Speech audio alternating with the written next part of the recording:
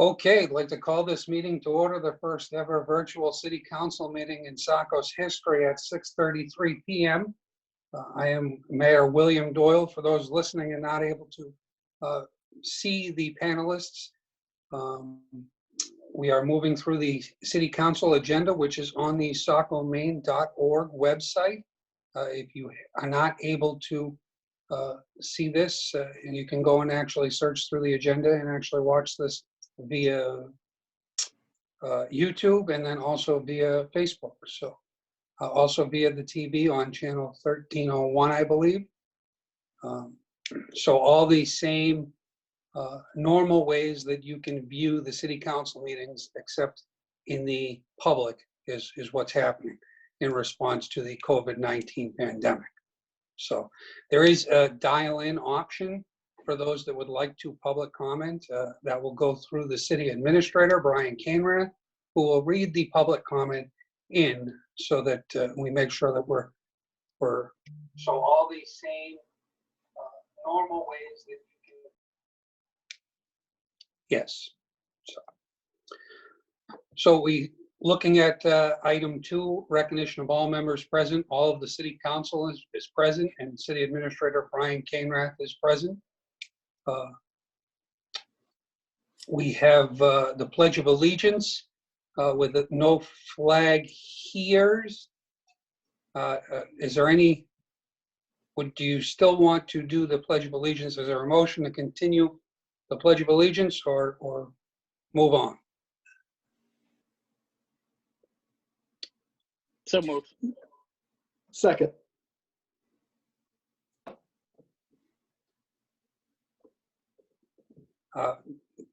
Due to not having everybody speak at the same time on the video, I think we can forego the Pledge of Allegiance for this meeting and look at another alternative next for next meeting.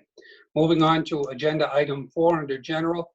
Is there any general comments?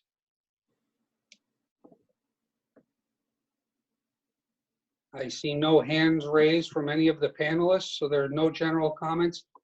I do have a general comment under the city has, for those small businesses that are having trouble during these times, the city has a revolving loan account operated through the Southern Maine Finance Authority, and that will be put out by our Economic Development Department. So if you are a small business going through troubles as a relation to the COVID-19, we have a response plan to allow for small loans. So I would encourage you to contact the Planning and Economic Development Director, Denise Clavette, for more information about that program. Are there any questions from any councilors?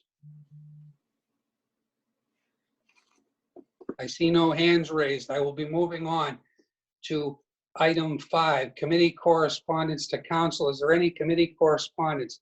I see a hand raised from Councilor Minthorn. I'm recognizing Councilor Minthorn. Thank you, Mr. Mayor. I wanted to let everyone know that we received an update today from shuttle bus or transit. Currently, 3 of the Portland Metro drivers are in quarantine. Here locally, we have 2 drivers that are sick, but they haven't reached the symptomatic stage to the point of being tested yet. There are probably some further service reductions that are going to be inevitable as ridership continues to drop. We encourage everyone to call or go online and use the online resources at transit before leaving their house to catch a bus, because it may not be there, just given the changes in routes and timing and that type of thing, as more and more riders drop off the system. Thank you. Thank you for that, Councilor Minthorn. Is there any other councilors that have any committee correspondence to council?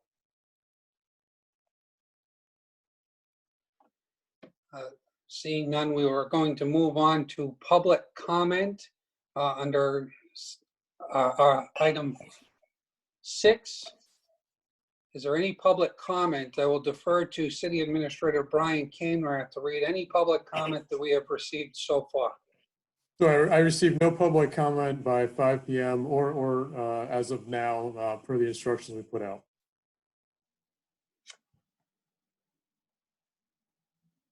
And City Administrator Kainrath, this was put out onto the website on Friday. Is that correct? So that people would know the Yes. proper operation on how to give public comment? Yes, and again, for the time being, that procedure is to email me any public comment by 5 PM on the day of the meeting, and I will read that public comment into the record. We will potentially be looking at other avenues in the future as we get more to this new venue.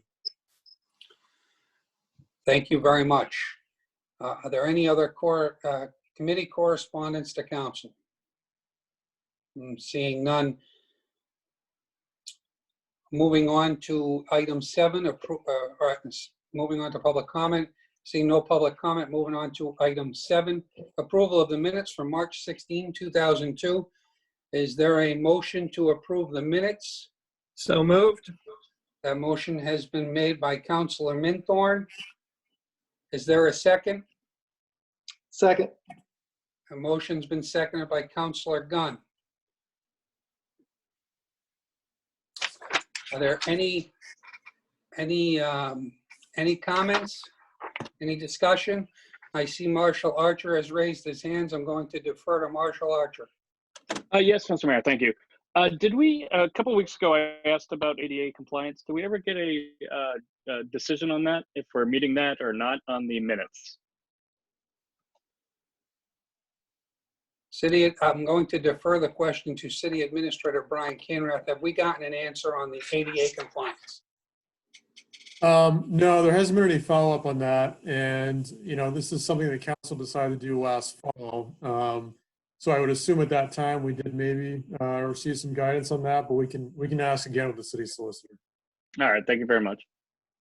We'll do it.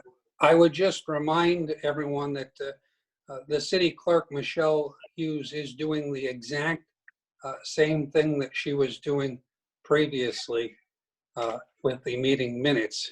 She's taking them and then putting them into a Word document, saving them and sending them to you.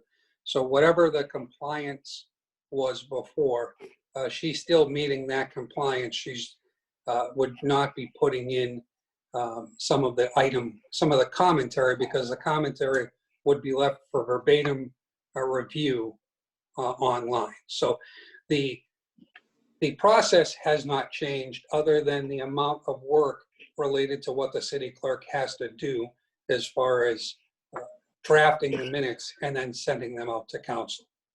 So, but we can get ADA compliance, and we will make sure that we get that question answered, Councilor Archer. Any further discussion? Thank you. I see no hands raised. So with that, I'm going to call on councilors. So as I call, please unmute and then give an answer, and then mute back, please. So I will try to go in order. Councilor Archer, Aye. Councilor Purdy, Yes. Councilor Gunn, Yes. Councilor Copeland,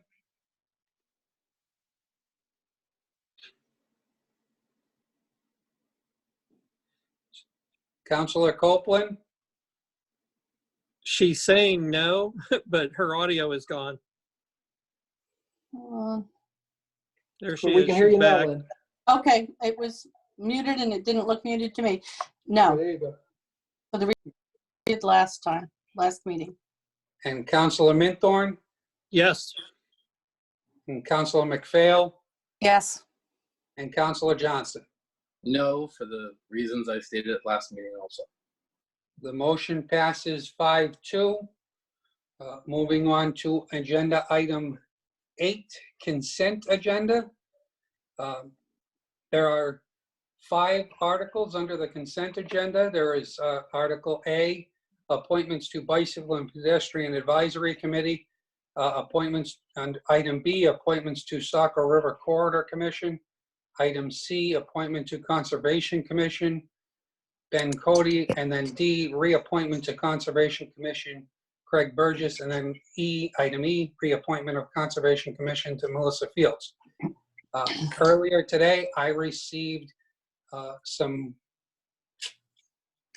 email from a constituent who was questioning our appointment here to the Saco River Corridor Commission. Given the fact that the person being put forward also works for the city as the city planner, and this constituent found this as a conflict of interest. With that said, this is the decision of the council, and so I would defer. Would anyone please raise your hand if you would like to withdraw or move the consent agenda with or without item B?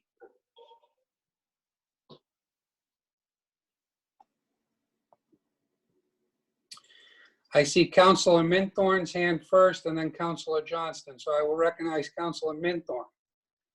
Mr. Mayor, I just wanted to point out in consent agenda item D, there is a typo.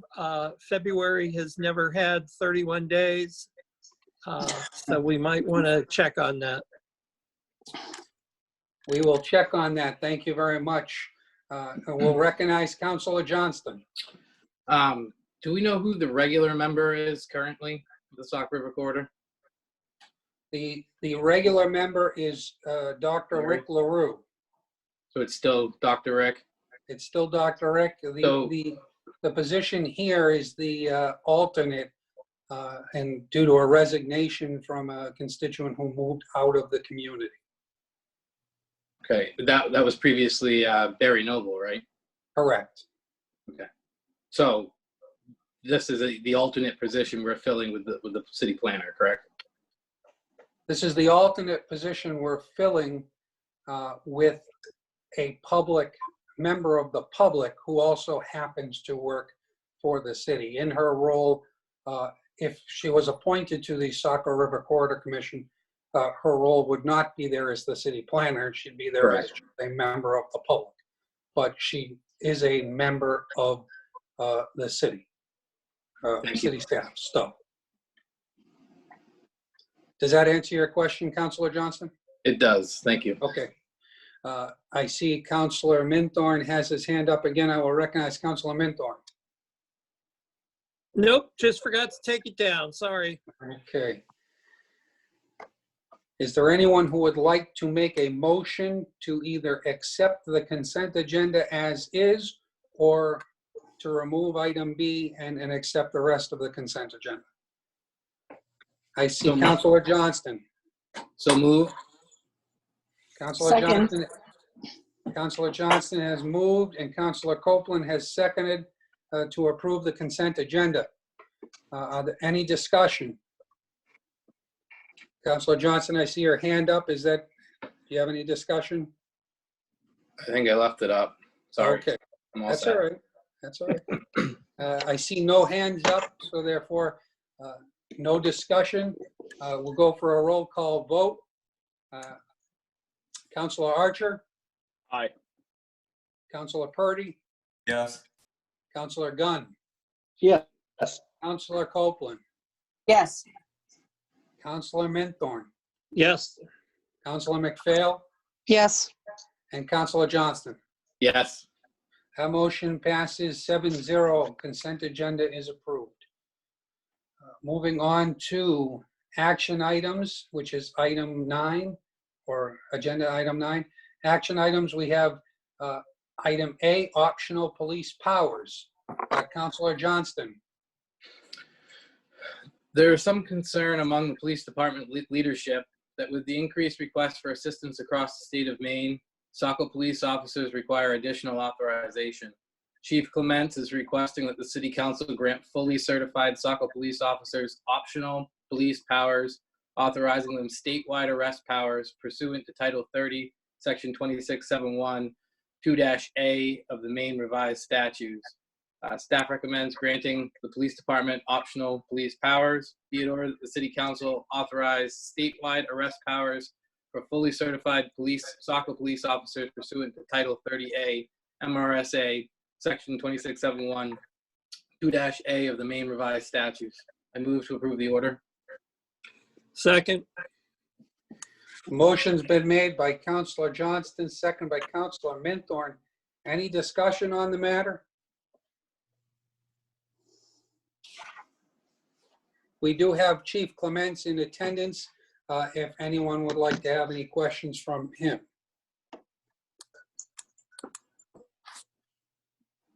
Counselor Johnston, I recognize you with your hand up. So I would just like it clarified for the public that we're essentially authorizing our police officers to make arrests in other communities, but they wouldn't necessarily be doing patrols in other communities. It would be upon request for service and whatnot. So that's my only comment. I guess if the chief would like to further, explain that, he can. If not, I just wanted to get that out there. Thank you, Counselor Johnston. Are there any other questions from counselors or comments?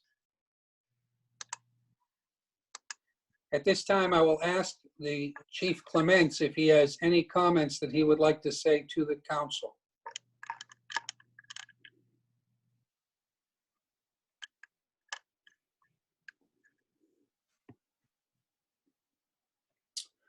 Okay, there does not seem to be a hand raised from Chief Clements. So with that, I'm going to call for a roll call vote. Counselor Archer. Aye. Counselor Purdy. Yes. Counselor Gunn. Yes. Counselor Copeland. Yes. Counselor Minthorn. Yes. Counselor McPhail. Yes. And Counselor Johnston. Yes. Motion passes 7-0.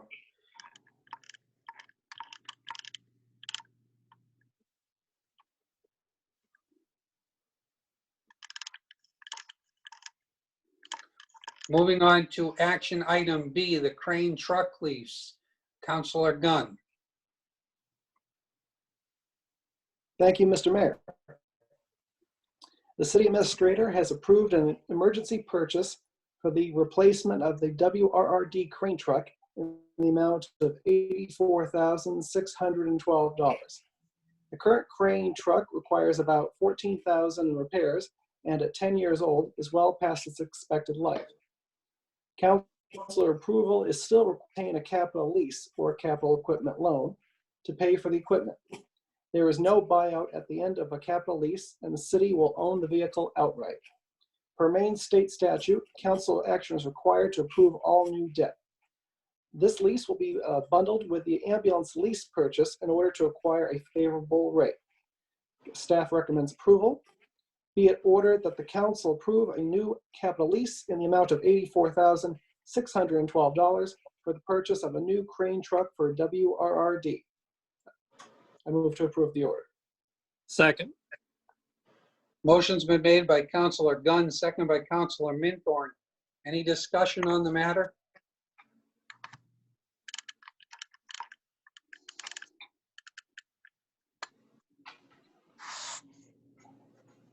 Counselor Johnston. I have several questions. So I believe Director Howard's there. Carter? Do you want me to just ask the questions and then he can follow up with a Yes. response? All right. So the first question I have is, how often is this a piece of equipment used and what for? And when was it due for replacement in the capital lease plan? And by replacing this, do we push anything else that was planned to be replaced this year out?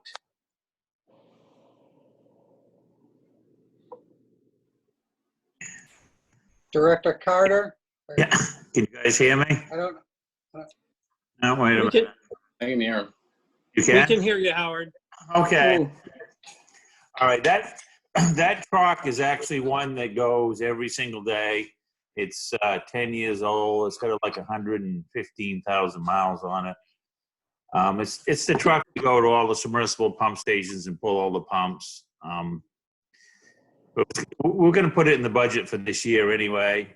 But Okay. it developed an oil leak. We took it over to Arundel Ford, and that was 8,000. I says, well, just put oil in it, we'll run it. Then a couple of weeks ago, all the tranny lights lit up, so we don't even use it now unless it's an emergency. So, especially with people flushing things that aren't toilet paper right now, it's a little bit discouraging. But we did have the company come down and look at it. They're going to give us $15,000 for the old truck, so we'll bring it down to like 69,000. But even now, we're looking at 22 weeks before we get a new truck. So the sooner I get that into the system to replace, the better. But it was already scheduled to be replaced this year at 10 or 11 years old. And Howard, one of the other questions that Councilor Johnston asked that maybe you weren't online at the moment is, will this purchase push out any already pending purchases by adding this to the lease program? And Councilor Johnston, is that the question that you asked? That is correct. Okay. Yeah, Howard?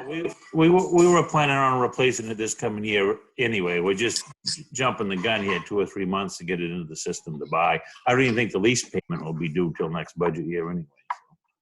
Okay. Are there any other questions for Howard? Councilor Archer? Yes. Can you just remind me what fund this is? Since you operate an enterprise fund, does this come out of that fund specifically, or is it going to come out of another one? No, it's coming out of the enterprise fund. That's Perfect. Thank you. O&M replacement. Yeah. Are there any other questions for Howard? Seeing no other questions, Director Howard Carter, thank you very much for attending. Moving on, are there any other discussion before we take a vote? Seeing no hands raised, move on to a roll call vote. Councilor Archer, Aye. Councilor Purdy, Yes. Councilor Gunn, Yes. Councilor Copeland, Yes. Councilor Minthorn, Yes. Councilor McPhail, Yes. and Councilor Johnston. Yes. Motion passes 7-0. Moving on to agenda item C, which is suspending registration fees. Before I turn it over to Councilor McPhail, I want to thank Councilor McPhail for bringing this forward and during this time as one of a potential response mechanisms to the COVID-19. So with that, Councilor McPhail. Thank you, Mayor. City Hall has been closed to the public since March 17th due to the COVID-19. While residents have the option to register vehicles online, they are charged a state-mandated fee for doing so. City staff and some council members have proposed waiving these fees while City Hall is temporarily closed. The city will absorb these online registration fees. Staff recommends waiving the online registration fees while City Hall is closed to the public. Be it ordered that the City Council authorize the Finance Department to waive online registration fees while City Hall is closed to the public. I move to approve the order. Second. Second. Motion's been made by Councilor McPhail, seconded by Councilor Johnston. Any discussion on the matter? I see no hands raised. One last call up. Councilor McPhail. I just personally would like to thank the city staff, Brian and Glennis, for quickly responding to my email on this. Had some words from constituents and they immediately did the research that we needed. And again, I just want to personally thank them for getting it done so that we could get it on tonight. Thank you. Any other discussion? Last call for discussion. We'll go for a roll call vote. Councilor Archer? Aye.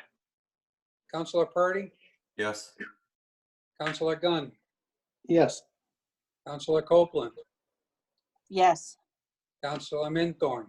Yes. Councilor McPhail? Yes. And Councilor Johnston? Yes. A motion passes 7-0. Moving on to agenda item 10, which is new business. We have a couple of items. Item A is the discussion on climate emergency. As you can see in your packet, This is a project that's being done by Saco Middle School students in collaboration with other communities around the area. A climate emergency declaration has been declared by several other communities, and what we're looking to do is start that process here in Saco. I know one of our goals previous at council was to help the climate by reducing our recycling and so forth, and I know that we still have some of these goals even today. So with that, we were going to have a presentation from Saco Middle School teacher Andrew Fursch and some of the students, but during this COVID-19, we are bound to moving it forward this way. Are there any questions from councilors? Councilor Copeland. Thank you. I applaud the teacher and his students for addressing this really important issue. There's just a simple thing that I think we need to change in the document. When they refer to town of Saco, we are in fact the city of Saco. So with that change, I am all for it. Thank you. Thank you, Councilor Copeland. Recognizing Councilor Johnston. Thank you. I agree. I think this is pretty great. This is a draft document, obviously. I think there's a lot in there, some of which has significant financial impacts to the city. So I would hope staff further reviews it, and I would actually recommend that it be sent to the Energy and Sustainability Committee for review also. Thank you, Councilor Johnston. Are there any other comments? So the initial reason this came up is I was approached from some of the folks, some of the children who are working on this project and the teacher, Andrew Fursch, to try and get this before they're having a big presentation, or they were having a big presentation on April 11th, but due to COVID-19 and so forth, that's not happening. So we do have some time on this, as this is, as Councilor Johnston pointed out, a rough draft or a first draft. So if there's no objection, we will move this to the Conservation Committee and Energy Committee at the same time for recommendations to city staff so that we can put something together that will be beneficial and then we can bring back to vote on in the future. Is there any objection to that method? I see no hands up, and I see no one saying there's an objection. So that's how we will move forward with item A, discussion on climate emergency. I want to thank the students at Saco Middle School 7th grade Sebago team for bringing this forward, and Saco Middle School teacher Andrew Fursch for all the work that they're doing over there. With that, we have our item B, which is the Equal Rights Act resolution, which before I turn it over to Councilor Copeland, I want to thank Councilor Copeland and also State Representative Donna Bailey for bringing this forward and looking to get the city to pass an Equal Rights Act resolution. Councilor Copeland. I too want to thank Representative Donna Bailey for bringing this up. This is fantastic, and it's something that I feel very strongly about. Okay, here's the background. A number of communities across the state are taking up the attached resolution to support Maine passing an ERA amendment that is pending before the state legislature. Legislative Document 433, resolution proposing an amendment to the Constitution of Maine to explicitly prohibit discrimination based on the sex of an individual. And staff recommends approving the resolution. And be it resolved that, whereas at the state of Maine's founding women were not recognized as citizens under the new Constitution and were unable to vote, Whereas it was not until 100 years after Maine became a state that most women earned the right to vote through the ratification of the 19th Amendment. Whereas the right to vote remains women's only constitutionally protected right in Maine and nationally. Whereas all of the rights that women have won have come as a result of legislation, legal decisions, or regulation, and those rights are more easily reversed. Whereas Maine's legislature ratified the Federal Equal Rights Amendment in a bipartisan vote in 1974. Whereas there exists no language in Maine's Constitution prohibiting discrimination on the basis of sex. Whereas the final decision of whether to amend Maine's Constitution is not in the hands of the legislature, but the voters. Whereas an amendment passed in this session can be on the ballot on November 3rd, 2020. Be it resolved that in Maine's bicentennial year and the centennial of women's suffrage, the name and entity called on the Maine legislature, the city of Saco calls on the Maine legislature to pass LD 433, the Maine Equal Rights Amendment, which reads simply, equality of rights under the law may not be denied or abridged by the state or any political subdivision of the state based on the sex of an individual. The legislature has the power to enforce this section by appropriate legislation. I move to approve this resolution. Second. The motion has been made by Councilor Copeland, second by Councilor Gunn to approve this resolution. Any discussion?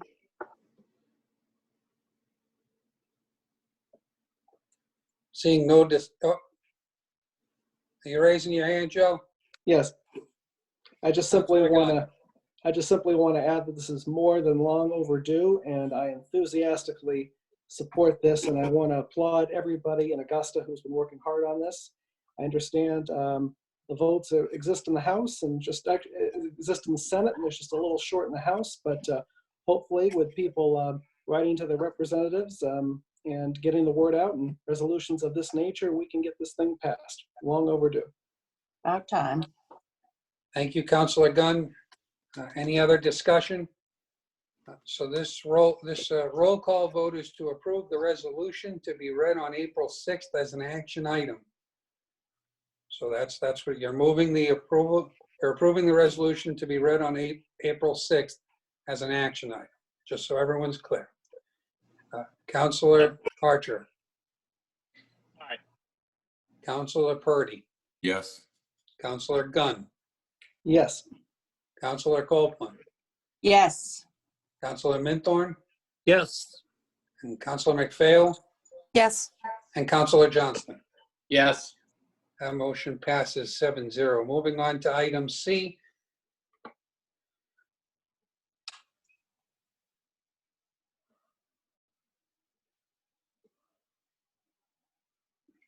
City and school budget presentations. At this moment in time, I'm going to defer to City Administrator Brian Canrath. Thank you, Mr. Mayor. So our presentation for the city will be divided up into three parts. Finance Director Gwen Salas will do the first section. I will do the second. And then we'll have a brief part at the end from our Communications Director, Emily Roy. So if Gwennis is on and ready, we'll start with her piece of the presentation. Finance Director Salas, thank you for joining us. Thank you very much, Mr. Mayor. I'm going to share my screen with everyone. Mr. Mayor, if I could break in for one second. Glennis and I discussed earlier, it might be easiest with this current mode of communication now to hold questions until the end of the presentation. And we'll answer all questions then rather than trying to break up the presentation via Zoom here. So If that's okay with you, that's how we'll proceed. That is fine with me. That's more than fine. Thank you. All right. Before I begin, I would be remiss if I did not acknowledge the extraordinary circumstances under which we are meeting in a digital format this evening, and under which I am presenting the fiscal year 2021 budget to everyone tonight. Much has changed in the 2 months between when I first brought this budget process forward to council and where we are this evening. In fact, much has changed in the 2 weeks between when City Administrator Brian Keenrath and I finalized this budget and where we are tonight. I want everyone who's watching this video stream and participating this evening to know that we are taking the rapidly changing public health and economic environment due to the spread of coronavirus COVID-19 very seriously, and we will continue to monitor it throughout this process. I also want to offer a couple of thank yous. No budget is built alone. First of all, I want to thank all the department heads and deputies who were good sports about working through yet another significant change to how we do budget entry. Moving from an Excel-based to a Munis-based budget process will ensure a much more stable budget process going forward. I want to thank Tori Gorman, who assisted me in getting the final budget book put together and who assembled the physical budget books, which took her about 2 days, which all the council members should have in their hands for tonight. I want to thank Emily and Andrew in the communications department who worked really hard to make sure that we had a digital format prepared that will allow us to progress the budget process in the most safe and transparent way possible. Developing the budget every year requires a tremendous amount of city resources. I'm really proud of the team that I worked with to get us this far, and I'm looking forward to working with council over the next couple of weeks to get us through the finish line. Tonight's presentation is broken up into a few parts. First, I will be doing a budget update for where we are year to date in fiscal year 2020. This will provide everyone with a little bit of color around the year to date actuals numbers, which are also in your budget books. Next, I'll be doing an overview of the budget, a tour of the budget book, so to speak, as well as an analysis of where we are in terms of the forces that drove the decisions that we arrived at when preparing this budget. Then I'll turn it over to City Administrator Brian Keenrath for a presentation of the actual numbers, and we'll wrap up with a presentation from communications about how we plan to engage the public in this process.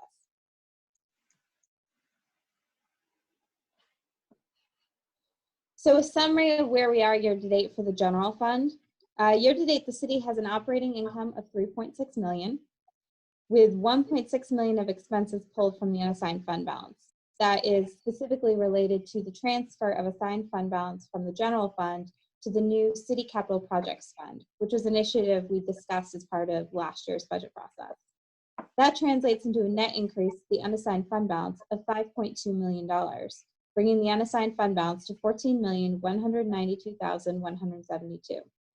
The second half of taxes was due on March 13th, so we should see a peak on unassigned fund balance next month, and then a gradual decrease as expenses continue to roll in, but our second half of taxes is done. Moving through some of the expense departments, capital projects is running 11% ahead of forecast. Bond payments were made ahead of the April 1st due date. In fact, they were made in February. This item will come back in line with the forecast next month, or at the latest, it'll be back in line by April. Code enforcement looks 3% ahead, but this is related to the one-time transfer to the new Blight Elimination Fund, which continues to make this department look more ahead of budget than it actually is. Fire and ambulance is 3% ahead of forecast. Again, that's related to holiday hours, which we didn't properly budget for. That's a correction that is made in the fiscal year 2021 budget. Solicitor is tracking 36% ahead of forecast. I'm working with the Planning and Development Department to review solicitor bills and identify those items that are related to TIF questions. And we'll be working to reclass a portion of those invoices that do relate to the TIFs to each of the TIF funds. So that should help bring this item back in line. Supported entities are tracking 6% ahead of forecast. The Dyer Library is running simply 1 month ahead. I reviewed this item with accounts payable, and I'm assured that only 12 payments will be made to the Dyer Library for fiscal year 2020. Switching over to the revenue side, code enforcement is 25% ahead of forecast. This is due to strong volume of construction, which has kept this line above budget all year. Given steps taken nationally to address the health challenges of COVID-19, we are anticipating this line item will slow significantly. Fire and ambulance revenues is 12% behind forecast. We have paused transfers to the general fund from the ambulance fund while we negotiate with Medicare on insurance claims that occurred prior to approval of our revalidation. Interest earnings are $24,000 above the full year forecast, so we have already met our target for the year. Interest rates on the repurchase market have fallen significantly, so this is going to be a much slower revenue stream through the end of the year. However, we already have met our full year forecast. Police department revenues are tracking 56% behind forecast. The biggest item there is that we have paused the MDEA program and are therefore not receiving grant revenue from the state. The lower revenues are being offset by lower expenses in the police department. Planning and development revenues are $25,000 above full year forecast. Again, development activity has been really strong. Plus the finance and planning and development departments have worked closely together to make sure we're capturing revenue properly in this fiscal year. Real and personal property taxes are running 11% behind forecast. This just has to do with an element of timing. Taxes are, the second half are typically due on the second Friday in March. And this year that fell on the 13th, which is pretty much as late as you can be in March for the second Friday. So we just forecasted a little bit high for February. Will be a little bit above forecast in March and everything should come in line. And then state assistance revenue is tracking 21% ahead of forecast. And that's basically across all the major state revenue lines, state revenue sharing, state Bed-Aid, homestead exemption, tree growth tax, and local road assistance all came in much stronger than budgeted. And then unallocated revenues are running 26% behind forecast. This is really just a placeholder for sale of city assets. We usually just put $10,000 in the budget and see where we land. So this isn't something I would place a lot of weight or concern around. And now we're going to move into the fiscal year 2021 budget. So if you have the printed budget book handy, I would invite you to bring it close to you and take a look at it. Some major changes and updates to the budget.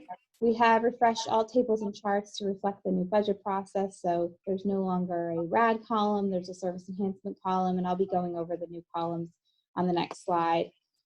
Use of TIF funds has now been integrated with the related departmental budgets. So last year we had a real breakthrough in reporting on TIF funds and making good use of them. This year we're improving the reporting so that the council can better see how TIF funds are being used to offset what would have otherwise been general fund expenses. We've also included a comprehensive TIF budget, including descriptions for all expected expenses. This is the final version of what was presented to the Economic Development Commission a couple weeks ago. We've added the new communications department.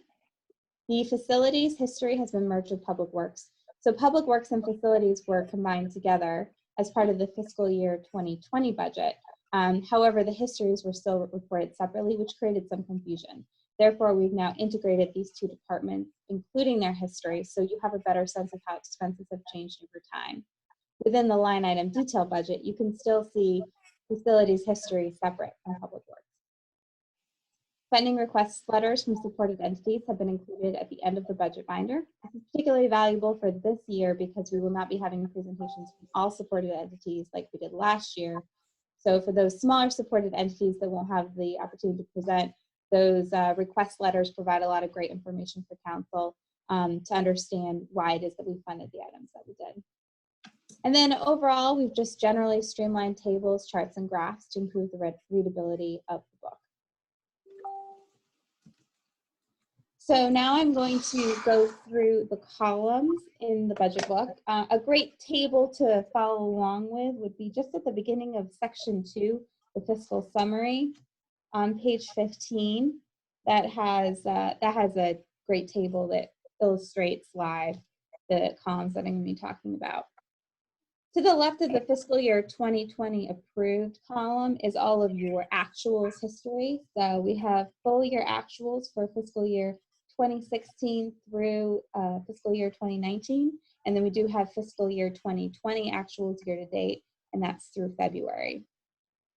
Then we have the fiscal year 2020 approved column. This is the approved budget, so it does not include any of the amendments that have been made by council over the last couple of months. The maintenance of effort column equates to the 2020 approved budget minus one-time expenses for fiscal year 2020 plus contracted increases. And contracted increases were identified as part of the exercise in the early part of developing the budget.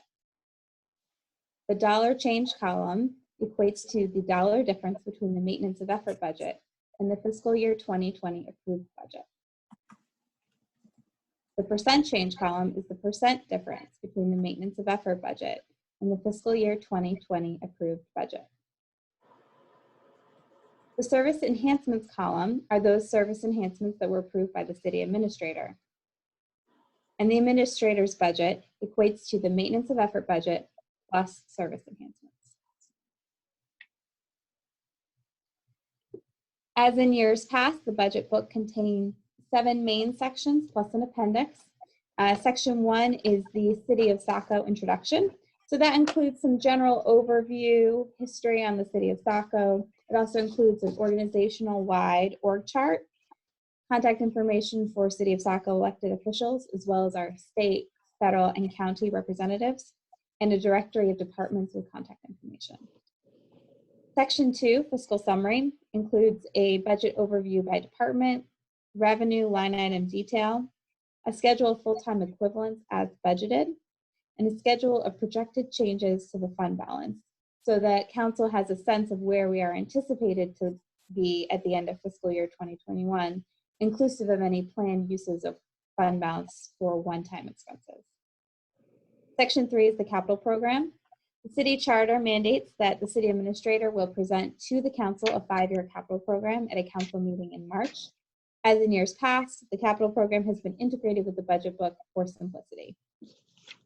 Section 4 contains department budgets. This is also the section where the details are available about the service enhancements that were approved. Special note on this, service enhancements have been organized based on the department that submitted the service enhancement request.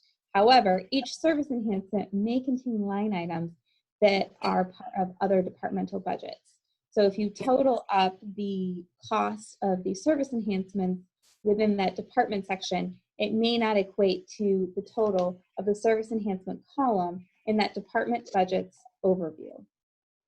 Additionally, the service enhancement reports contain 2 columns, ongoing and one-time. Ongoing expenses are funded by the tax base. One-time expenses are funded by use of fund balance. This is consistent across all service enhancements. Section 6 is other governmental funds. So any governmental funds not reported elsewhere are reported in this section. It only includes reports for those governmental funds with some anticipated revenues or expenses. For a comprehensive list of all other governmental funds, I would direct council members and the public to the 2019 fiscal year audited financial statements, which contains a comprehensive list. Section 7 is the Water Resource and Recovery Division, the Enterprise Fund, and Appendix A contains supported entity request letters. There's also an Appendix B, which includes all service enhancements tied to supported entities and other budgeting units. And now we will move into the fiscal year 2021 budget. As in the last couple of years, I'd like to start this conversation by reviewing the cycle of sustainability. For those of you who are new to this process, the cycle of sustainability is a model that I developed a couple of years back to demonstrate the complex interdependency between population growth, property valuations, and tax rates. I find it to be a useful tool for visualizing strategic challenges to a healthy budget from year to year, and also find that it creates a shared language and understanding the role of budgeting and maintaining a strong community. Those of you who have been on the council for a couple of years could probably give this section of the budget presentation. But for those of you who are new, and for citizens who may be tuning in for the first time, I would like to take a couple of minutes to walk through it step by step. The cycle of sustainability starts with the best-in-class city services that we are so proud to offer our citizens.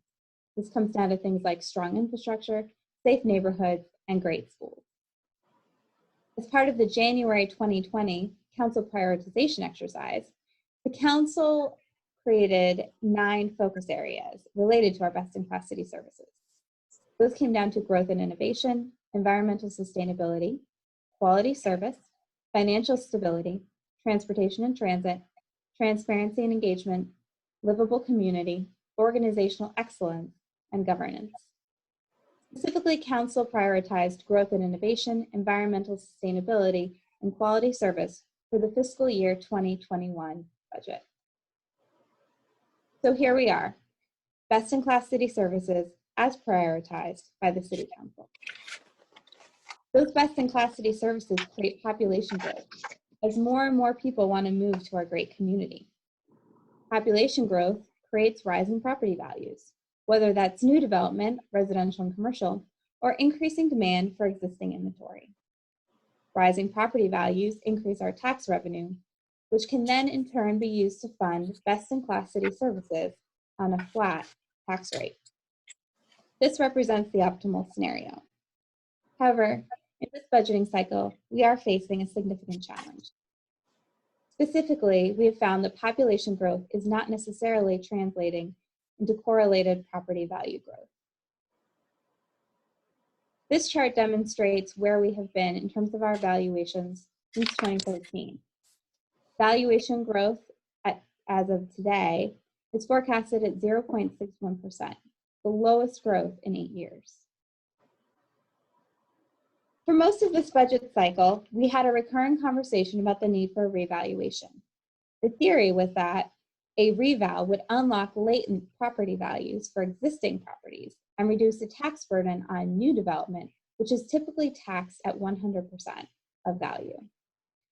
This theory was further validated by the fact that the valuation of the city of Saco versus the state valuation, the ratio, had fallen below 90%.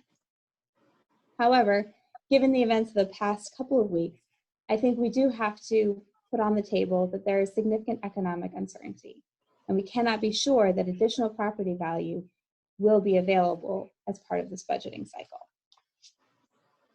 Therefore, we have come up with a number of alternative funding mechanisms to ensure maintenance of effort on our best-in-class city services. The first of these is TIF funds. Oh, I do want to walk back.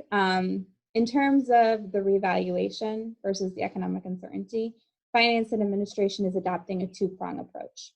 So we have budgeted for the revaluation in fiscal year 2021. However, we have budgeted for the revaluation by making use of unassigned fund balance. Therefore, the revaluation cost will not be impacting the tax mill rate. We then have the flexibility to monitor the economic situation as it evolves and make a different decision later in the year if that seems like the best choice. Now, to move on to our alternative funding mechanisms, the first of those was TIF funds. We have made extensive qualified use of TIF funds in order to supplement the general fund budget, specifically $1,017,954 in capital improvement projects, $290,000 for supported entities, and $339,779 in economic development initiatives, for a total use of TIF funds in the amount of $1.6 million. Now, if you go to the TIF section of the budget book, you will notice that the total TIF expenses are higher than the $1.6 million. This amount is specifically related to those expenses that are offsetting what would have been general fund expenses. A second alternative funding mechanism is new revenue. Specifically, we have budgeted $667,243 in new state revenue sharing, $179,540 in rising department revenues, and $77,375 in an optimized fee schedule, for a total of $924,158 in new revenues. The new state revenue sharing is a particularly significant increase because in last year's budget cycle, we only budgeted for 2.5% state revenue sharing. And in the end, the state legislature approved 3%. For the second part of the 2-year budget cycle, the state legislature approved 3.75%. Therefore, we're enjoying a significant one-time bump in new state revenue sharing.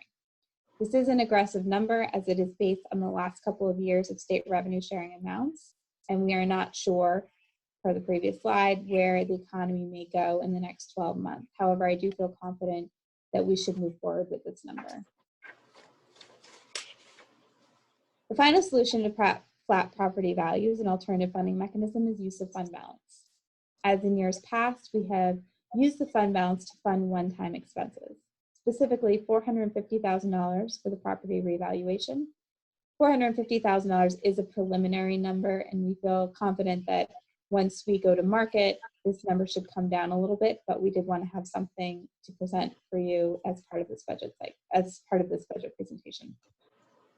There's also $175,000 for the teen center rehabilitation and $75,480 in other one-time expenses, for a total use of fund balance in the amount of $700,480. Finally, there's cost savings. So we identified some opportunities to save costs for this budget cycle. The first of those would be $36,305 in utility savings, thanks to going to bid on some of our utilities, as well as energy efficiency initiatives that were implemented in fiscal year 2020. We've saved $67,171 on our health insurance premiums by doing a really tight audit of employee benefits. And we've saved $48,750 on our municipal insurance premiums, for a total found savings of $152,226. And now I'm going to turn it over to City Administrator Brian Kahnroth for the numbers. Thank you, Glennis. I will just share my screen.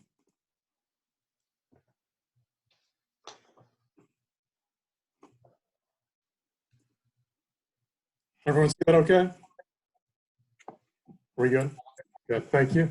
Thank you to Glennis, and as she said at the beginning of her presentation, this budget was largely built before the current situation really took hold. So, as we go through this budget, as we work through the numbers, that's something to be considering, and the impacts it could potentially have. So I will get into the numbers now. So for city expenses, you can see our 2020 approved budget was about $28,800,000. With contractual obligations, the maintenance of effort budget is $32 million, and about $1.3 million in service enhancement requests that puts us at $34,215,000. Now the school budget, these are preliminary numbers. We did not receive final numbers from the school yet, so these are not their final numbers, but these are estimates at this point. So $26 million is where they were in 2020, and they're up about $3 million to $29 million for the 2021 budget. County, we also don't have numbers yet for, but the county largely does not change very much at all, so they're at about $1.2 million. So city revenues, 2020, you see about $9.5 million. That was largely impacted by the sale of the Public Works facility, pushing us up to about $12.8 million with the maintenance of effort, and just about $12.9 in the 2021 budget. As pointed out, use of fund balance, we're at about $700,000 for this year. The big drivers are, again, the reval cost, $450,000, and also $175,000 for the renovation costs for the teen center on 12 School Street. Tax revenue, you see up from about $46 million to $50 million overall. So how does this work into our mill rate? We have a city mill rate from 2020 of about $8.03. Maintenance of effort actually dropped 2 pennies. With all of our service enhancements, that includes the teen center and other things we'll get into on some future slides. It's up to about $8.28. So a 25-cent increase overall with all service enhancements that you see included here. The school, on the other hand, they were about 10.84 last year, and the estimate right now is that their portion would push to about 11.65, and the county, as I just said, remains about flat until we get those numbers. So some pie charts for you, how the budget tax levy breaks down. The school, once again, the majority of the pie at 57%. The city mill rate encompasses about 41%, and the county just about 2% overall. Here you see, as is typical for most municipal governments, 83.1% of our revenues are from taxes. The next biggest piece of the pie, intergovernmental, that's our state revenue sharing and some other intergovernmental funds. Was the next piece, then the rest of it, very small, between 1% and 4% pieces of the pie. So this slide you see in blue, the portion of potential change to the mill rate, as I just said, cents with all service enhancements included. The school you see in red, there they would add about 81 cents with these preliminary numbers from the school. The city about 3% overall, the school about 7.5%, and then also potential impacts per month for an average homeowner property taxpayer in the city. So getting into service enhancements, they sort of broke down into three general categories. First of all, minor adjustments to departmental budgets. Most of these were 5,000 or less and pretty small items. The second category is increases that have been made necessary by council actions or council initiatives. And the third, financial assessments and adjustments, and this is largely the use of fund balance. So some more pie charts. So the service enhancements as a percent of total costs. So the council initiatives were about a little over half, 54%. The financial assessment items, again, fund balance, 41%. And those minor adjustments, all the other items for departments made up just only about 5% overall. Broken down by dollar figure on the mill rate. Council actions initiatives about 21 cents. The financial assessments about 4 cents. The minor adjustments for all the departments at just about 2 cents overall. So getting into some of the council actions and initiatives that have caused some of the service enhancement requests to be approved by this office. First of all, we have Saco Main Street. As you know, we approved a $20,000 budget amendment this fiscal year, budget amendment number 8 for a new headcount for them. They are going to be requesting $60,000 for a new position in FY21. So that initiative right there would add about 2 cents to our mill rate. Number 2, we have the Teen Center. So as you know, budget amendment 5 was for the purchase of the Teen Center at $242,906. What it will cost to renovate, staff, and run the Teen Center will be about $300,476 in FY21.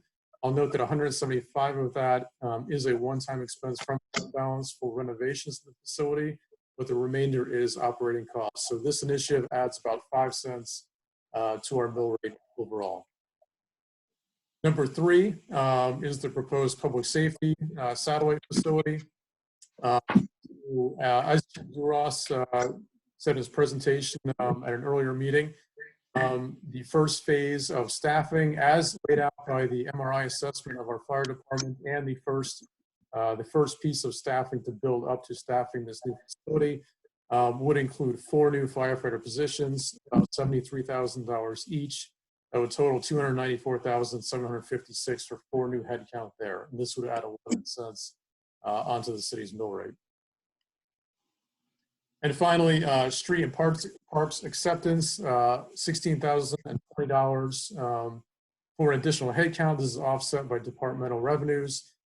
Since 2001, the city has taken on about 45 additional acres to maintain, whether it's mowing and other field maintenance. So in the past, about 20 years, about 45 acres in addition. So they are doing more with less. This position would add just a penny onto our mill rate. We also have one thing that came out of our recent joint meeting with the city of Biddeford, looking for cooperative efforts between the two cities. The idea was initiated for both cities to come up with a $50,000 fund to invest into shared projects between the cities. And this is a proposal the mayor was in favor of and a mayor's initiative.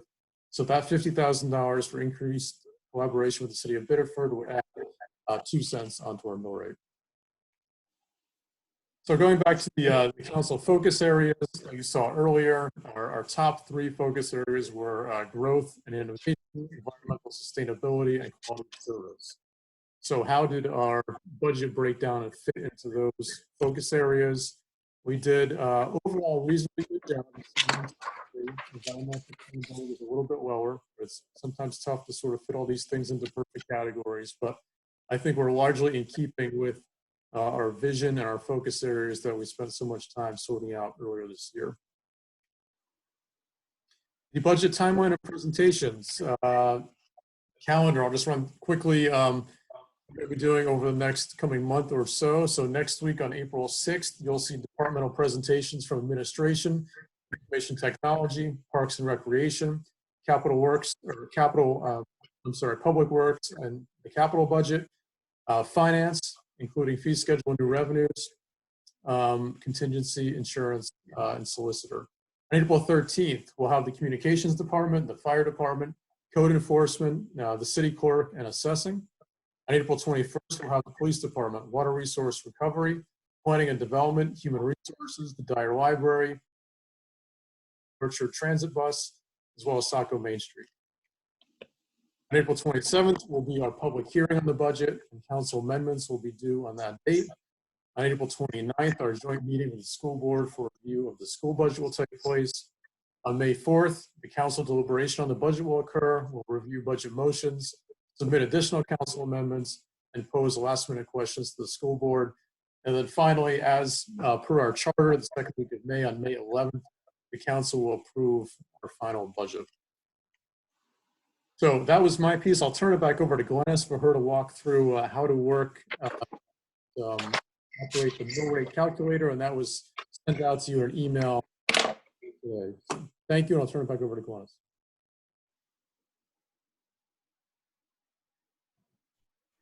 Thank you, City Administrator Kane Rath. I'm going to pull up the mill rate calculator. Okay, so those of you, again, who have been through the cycle a couple of times, this should be a relatively familiar document, but we have made a couple of adjustments and tweaks, just trying to get this to be a little bit easier to use. The mill rate calculator contains at the top of it all of the numbers that City Administrator Kane Rath just reviewed. So we have your 2020 approved. There's the mill rate, $8.03 for the city, $10.84 for the school, and 51 cents for the county. Now again, for 2020, these are the final mill rates. For 2021, all mill rates should be considered estimates.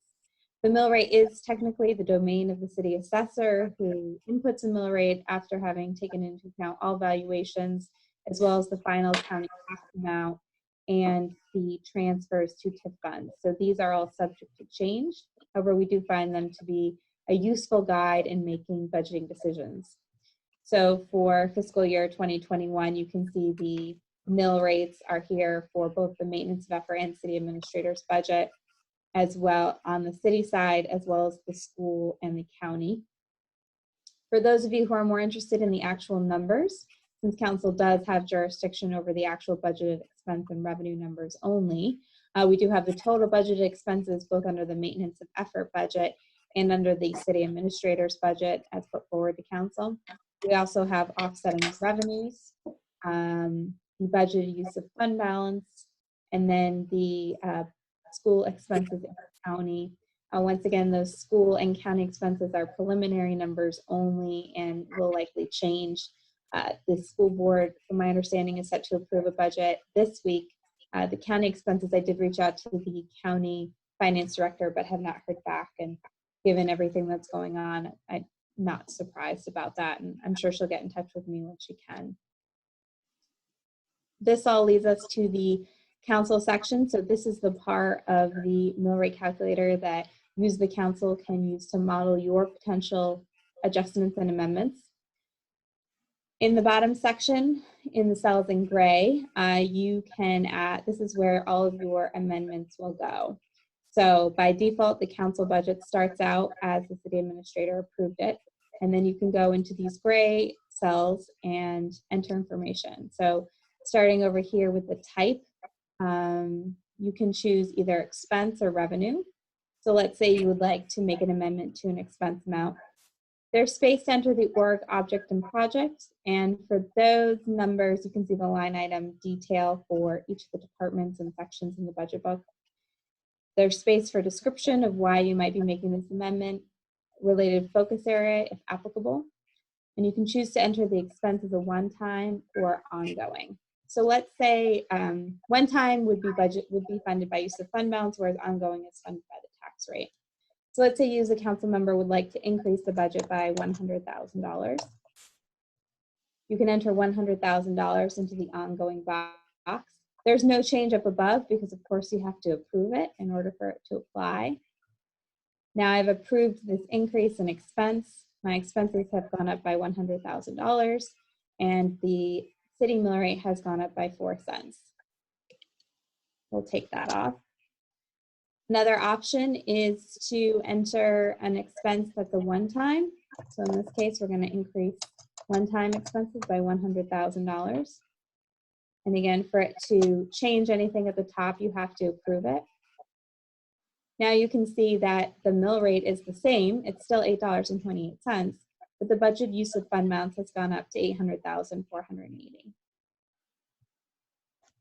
Let's say as a council member, you would like to move an expense from being on the mill rate to being one time. You can enter a negative 100,000 and a positive 100,000. Again, we're going to approve it. So in this case, the mill rate has gone down 4 cents and the budget use of fund balance has gone up by 100,000.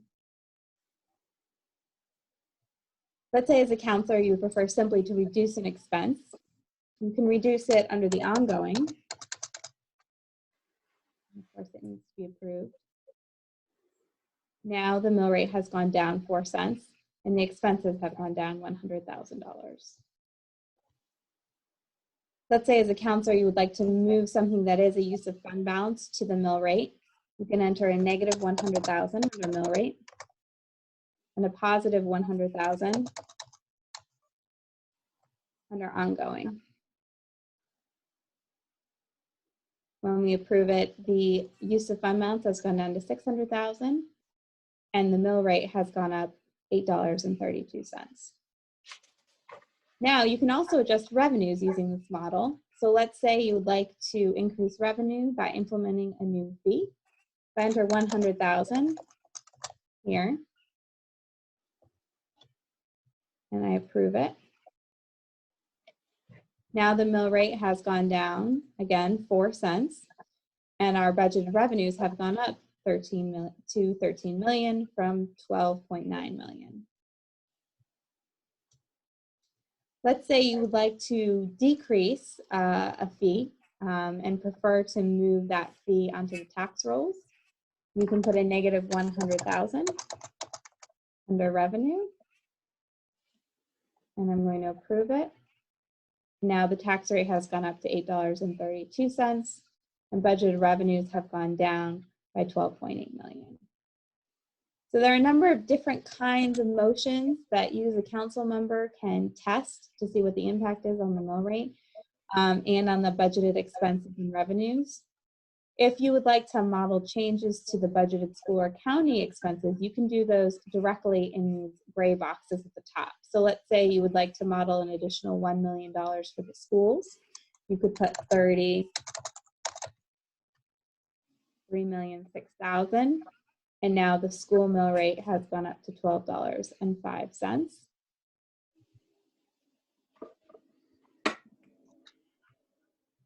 Let's say that you want to increase county expenses. You think it's going to be closer to 1.3 million.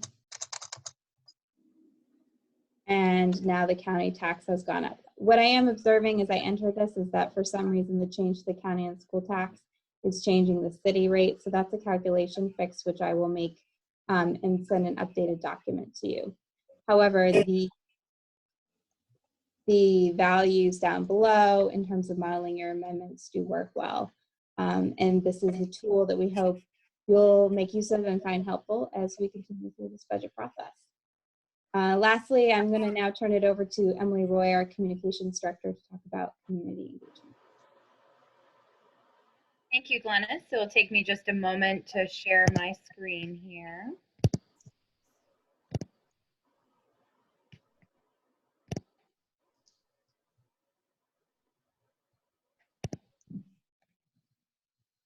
All right. So I'd like to take a few minutes to share our communication strategy with you all. And let me apologize in advance if any children come into the room. Hopefully they won't, but they might. So first question, where can I find the budget materials? We offer 3 easy ways to find it. One is in the browser of your choice. You can enter sacomaine.org/budget. Then if you're on our homepage, you can click on departments, go to the finance department, and then click on budget materials. Or we also offer a button right on the homepage that I'm showing you here, and that's budget materials. That will bring you right to this page. So this page has 4 different things that it offers. So we have municipal budgets explained. So on this page, you'll find an overview of what a municipal budget is, how it's built, what it includes, and we include a description of what a mill rate is. So we use mill rate a lot throughout budgeting and through municipal government. So on this page, you can find a good description of what that is and what's involved. On the current budget process page, this is where you'll see content relevant to the current budget process. So here you'll find the 4 phases of the budget. This is where you'll find information about the meeting dates, presentation dates, the links to the different presentations. I'd like to thank Tori for adding the presentation for this evening, as well as the budget book right on that page. And then this will explain the different ways that people can participate in meetings and how they can participate. On the budget question and answer page, this is where you'll see information that we received through the email budget@sacomaine.org. So through that email address that goes to Glennis, Brian, Tori, and myself, we'll receive questions throughout this process. And as we get those, we work together to respond to them. And then we post both the question and the answer right on that page. It's a nice single location to gather all of that information. So that's budget@sacomaine.org. If you have a question, feel free to send it there and we'll be happy to respond to that. And then there's the previous budget materials page. That's where we have information from fiscal year 17, 18, 19, and 20. So in addition to the website, we'll be putting information in the Pepperell Post.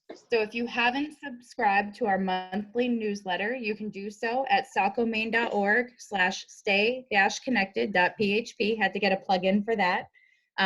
That we send out monthly, but during these times, we're sending more frequent updates through that email. So be sure to sign up for that.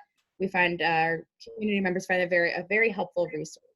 So in addition, we will have Facebook events. We had one set up for this evening's meeting. We'll include the Zoom meeting information. We are working through the challenges of connecting our Zoom meetings with Facebook. So we did have a few technical challenges, but I believe Andrew has resolved those. So we will be continuing to share the Zoom information on those events. We'll have information about the public hearing, the department presentations, and then the budget vote there. So on our website, sacomaine.org/watch meetings, you can go there to see the different ways that you can watch it. We are offering 5 ways right now with the use of Zoom for our meetings. And then again, if you have any questions, feel free to email us at budget@sacomaine.org. I'll turn it back over to Brian and Glennis. Thank you, Emily. So I believe that concludes the city's presentation. We will now move on to, I'm not sure if Dom or Jason are available to continue on with the schools portion. So, excuse me. So I would like to thank City Administrator Brian Canrath, City Finance Director Glennis Sellis, and City Communications Director Emily Roy for that great presentation. I believe we will now be hearing momentarily from School Superintendent Dominic DePancy and Finance Director for the schools, Jason Donato. Uh, Hey, everybody. How are you? Superintendent DePatsy, thank you for Hello. joining us. How you doing? You guys are looking good. All in your boxes, your Brady Bunch boxes. I don't know if everyone else is seeing them, but it's pretty good. I'm going to try to share my screen. Let's see. Will Jason be joining you, Dom? Yep. He's right here with me. Okay, all right, thank you. So I think you guys can see where I'm at. I'm just, yep, sorry, just getting there. All right, and then present. All right. So first of all, I think all of my all of the school board members are on there. I have a few of them on, most of them, but Lynn's not here. First of all, I just want to take you into a little bit of what's been going on in the school. The purpose of tonight, I believe, is to have the school board and the city council kind of have a conversation of where we are going, or give some feedback to the school board for Wednesday's school board meeting, because they will be making final decisions around the budget. We're about 2 weeks delayed due to the coronavirus and so forth. I'm just going to take a little lead from Emily and kind of take you to our school budget website. We have been working actually a lot with Emily and our district learning team. First, I'm going to click you into our website. All of you guys, if you have another computer or whatever, you can go in there.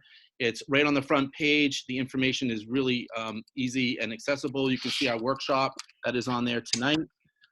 We have all of our budget information in the money area. And also we have you can ask questions through that. And that keeps rolling around with any types of questions. Also, we did an analysis. I'm not going to go into great detail. I'll have a slide on that tonight around our MEA information and related to per pupil cost. That's very interesting as we're looking at Cumberland and York County school districts compared to per pupil cost to how much they spend per unit. The other thing, I just want to put a shout out. I know a lot of my staff is watching tonight, especially on Facebook and so forth. Our staff has done an amazing job pretty much redesigning what schools look like in pretty much 48 hours. We are up and running pre-K to 8 with distant learning bags, as well as computers. We did another outreach today for iPads and Chromebooks, trying to move forward with distant learning and helping our parents access kind of homeschooling as well as working from home, which is really, really difficult. But I just, again, wanted the community to know right on our front page, it's right here, all the information for the coronavirus, all of the letters that have gone out. We've pretty much inundated our parents, but more communications better. We're trying to reduce it now that the teachers are doing Google Classroom and working in each teacher pre-K to 5 is also contacting parents. So a lot of information in here. I'm not going to go over it tonight, but I just kind of wanted to make sure you do that information. Going back to the presentation. Let's see. Again, I referenced this earlier. I just want to put some information. I just want to kind of point your attention to in 2016-17. Again, this is my 5th year here, and you can see we were pretty much at the where did it go? Sorry, at 17 out of 18 I mean 15 out of 18 during 2016-17 with per pupil ratios, per pupil cost. And if you look down to 17-18, it was 17. We were 17 out of 18, just below Shakopee Valley. As we move forward, this is the year 2018-19 that the city council pushed the budget forward, which passed and moved us up to 12 out of 18. There's a direct correlation with our test scores. You can see there's a larger information in there, and we'll probably go over that again. And I know we talked about in the school board several times, but there's a direct correlation of how we have moved forward, moved up in the MEA district scores. That's kind of our benchmark. But I wanted to just point that out to you before we move forward to the next one. Let's see.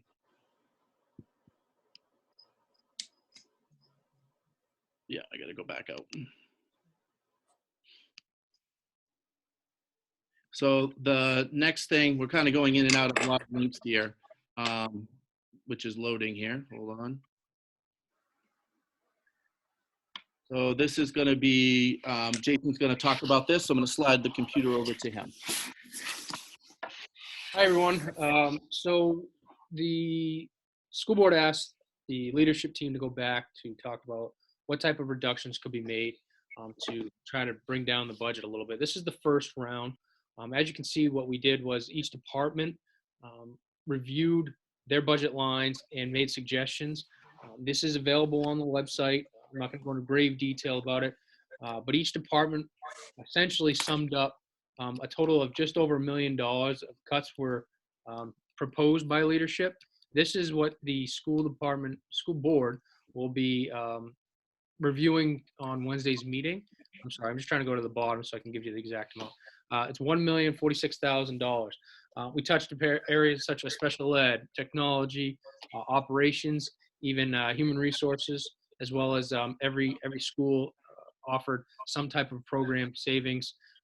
Whether or not they wanted to or not, this was areas in which they put on the table for review. After the conversation with the school board, the school come back with additional savings and what that might look like. So if you click on the second cell here, we got a little more into people, which I'll allow Dom to kind of talk about the different positions that were presented in front of them. So basically, if you look down through, and this has been on our website for a while, and also the school board has seen this, but they haven't discussed it. So basically, we came back and we had our district leadership team look at each area. So K2 looked at their area, 3, 5, and 6, 8, and they came up with these reductions. And they're pretty drastic. In light of what happened with going to this pandemic and going to distance learning, I couldn't have done this without my coaches. We have put them up because we can't, that's really where we are. We're very, very lean, but the school board wanted us to come up with about 800,000. We actually came up with a total of 670,000. Some of these positions, my whole goal is hopefully on Wednesday, kind of a prelude. I know the school board's listening. Don't have to, there are areas that we can, but this is what they asked us to do. So we'll be talking about this on Wednesday. And yeah, so really, and then the budget calculator, you know, like Glennis did with hers, I'll have Jason kind of talk about, this is the calculator the school board will be looking at coming up. And based on the numbers that Glennis was presenting earlier with the mill rate, that represents the first wave of reductions of the $1,046,000. Since the school board second round, I did not include that in the calculation for tax impact. So as you look at this, it currently says yes here to the total reduction. That was the first round on 3-4 for the suggestions. And as you scroll down, the dollar amount matches what Glennis has in her presentation. If the school board decides to move forward with the second round, all you do is click yes. It does the same thing as Glennis's. It adds it, and that brings the tax rate down below. So this will be discussed on Wednesday. There is, obviously, this allows me to not put the full 670 in if they decide to do a few or none at all. But that will be discussed on Wednesday. Okay, so that kind of ends where we are with our presentation. So I don't know where you guys want to go from there with questions, or do you want to let the school board in and go from there? At this time, I would like to invite the school board members, any of them that would like to share any information that they have and suggestions that they may have for counselors to consider, and then like to get into questions from the council and maybe some direction for the school board to consider on Wednesday night when they have their meeting. So if everyone can bear with us, I believe that Andrew has added school board members Tardif, Scheinman, Marsden, and Johnston. Are there any school board members who would like to speak? Please raise your hand and we'll call on you if you have anything to say that you would like the council to hear.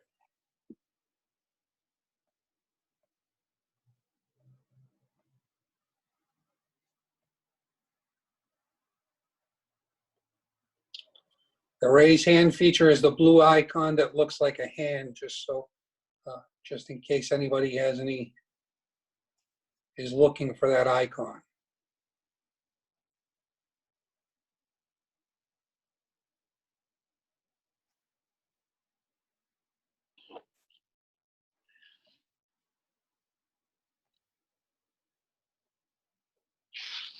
This is Stan Marston.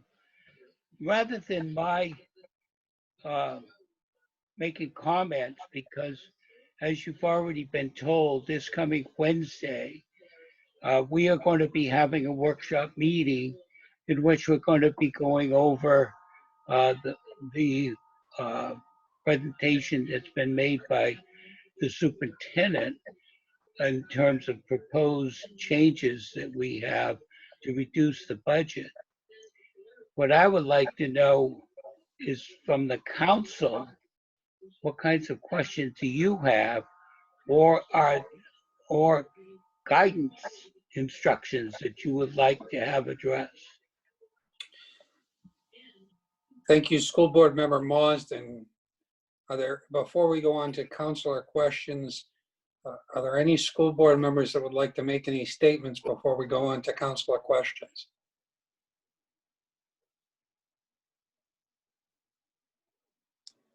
If you have any questions and you're a school board member, raise your hand so you can be called on.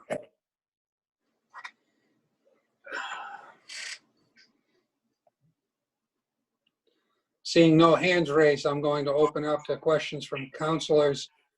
And I have a counselor question from Councilor Minthorn. Thank you, Mayor. This is more just general to both sides at this point. You know, we're looking at probably a very diminished economy for probably the remainder of this year. That being said, I'm concerned that our expectations for revenue from the state, while we may be pinning it on what we heard a month ago, we may likely not see that in the coming 9 months. Sales tax revenues will be down. Excise tax revenues will be down. I think there's going to be a lot of non-spending by a lot of people coasting through this whole thing, let alone all the unemployment and all the other thing goes. I know a lot of our neighbors have already started looking at what they may budget and assign for stimulus dollars and those kinds of things. Are we doing anything like that on either side? Mr. Mayor. City Administrator Brian Canrath. Thank you. And Councilor Minthorn raised an excellent point. And, you know, as I said at the outset, and I think Glynis also said at the beginning of her presentation, this budget was largely put together prior to the last few weeks. So I would say, you know, when we sat down and looked at all the service enhancement requests, in light of the current circumstances, if we go back and do it again, we might have been a little bit more careful about what was approved. There are certainly some initiatives on our plate that may need to be reevaluated in light of the current economy and what's happening. So I think it will require a large scale, you know, look again at what was approved for as far as service enhancements and potentially scale back some things depending on what our priorities are. But we are in a different world in the last 2 weeks than we were, you know, a month ago.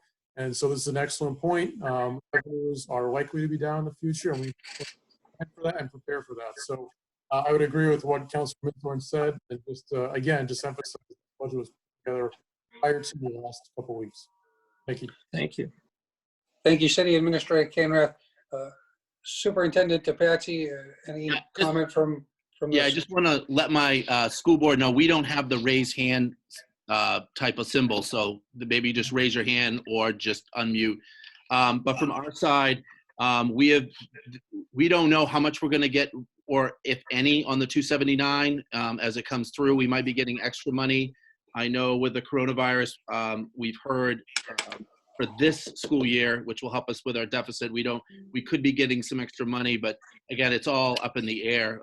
Just like what Brian said, we're taking it, everything's been day by day, week by week with information coming through. So I just wanted to answer Alan's question on that.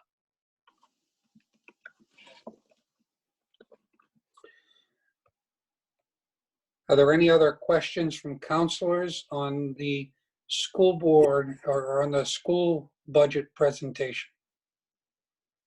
And then we will go back to the city budget presentation. Art's got his hand up.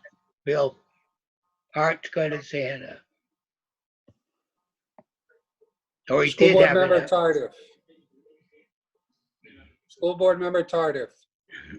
Oh, yes, Bill, I just wanted to remind the council, they're probably not aware of, that we had, at our last meeting, approached the city administrator and the finance person to cut some of the money off the budget, some more money. And so far, we haven't met on that yet. So I don't know what the school board's gonna do. I can't speak for them. But they did come up with some cuts of $670,777. So that may be coming off too. I don't know. We'll know after Wednesday's meeting. Thank you, School Board Member Tardif, and School Board Chair, I should say. That actually, Art, is two School Board cuts. Member Marsden. There are two cuts that we're looking at. One is for $1 million. That's one set of cuts that we have. And then as a result of our discussion at the last meeting that we had, before having to go to this format, as a result of the discussion that occurred at that meeting, we asked for an additional potential $800,000 by the superintendent in his presentation. Now, at this point in time, we have not, at this point, actually acted on either one of those two lists. So, but that's part of what would be going on Wednesday. We'll be looking at those and trying to make some decisions about what we're going to be doing as a board with those recommendations. Thank you, School Board Member Marsden. Are there any other school board members that would like to say anything before the council has any questions for School Board Member Scheinman? Yes, just a note here that we do have the raise the hand. It's under participants in the bottom of the screen. It makes you go through a two-step process, which I think is a mistake. You can't go in directly. You have to go under participants, and then there's a lower hand at the bottom of that screen. A little awkward, but it is there. I just want to point that out. And thank you, Steve. And I repeat the same thing. We have made no decision ourselves on either of those things, and that's what we're doing Wednesday. If people want to make comments, we're certainly welcome to do it, but we haven't done that yet. Thank you, Steve. Are there any other comments from school board members?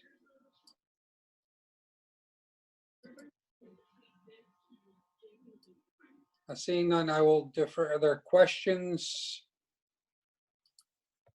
School Board Member Johnston.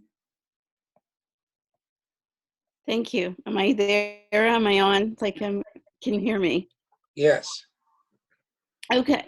So I've been listening to this entire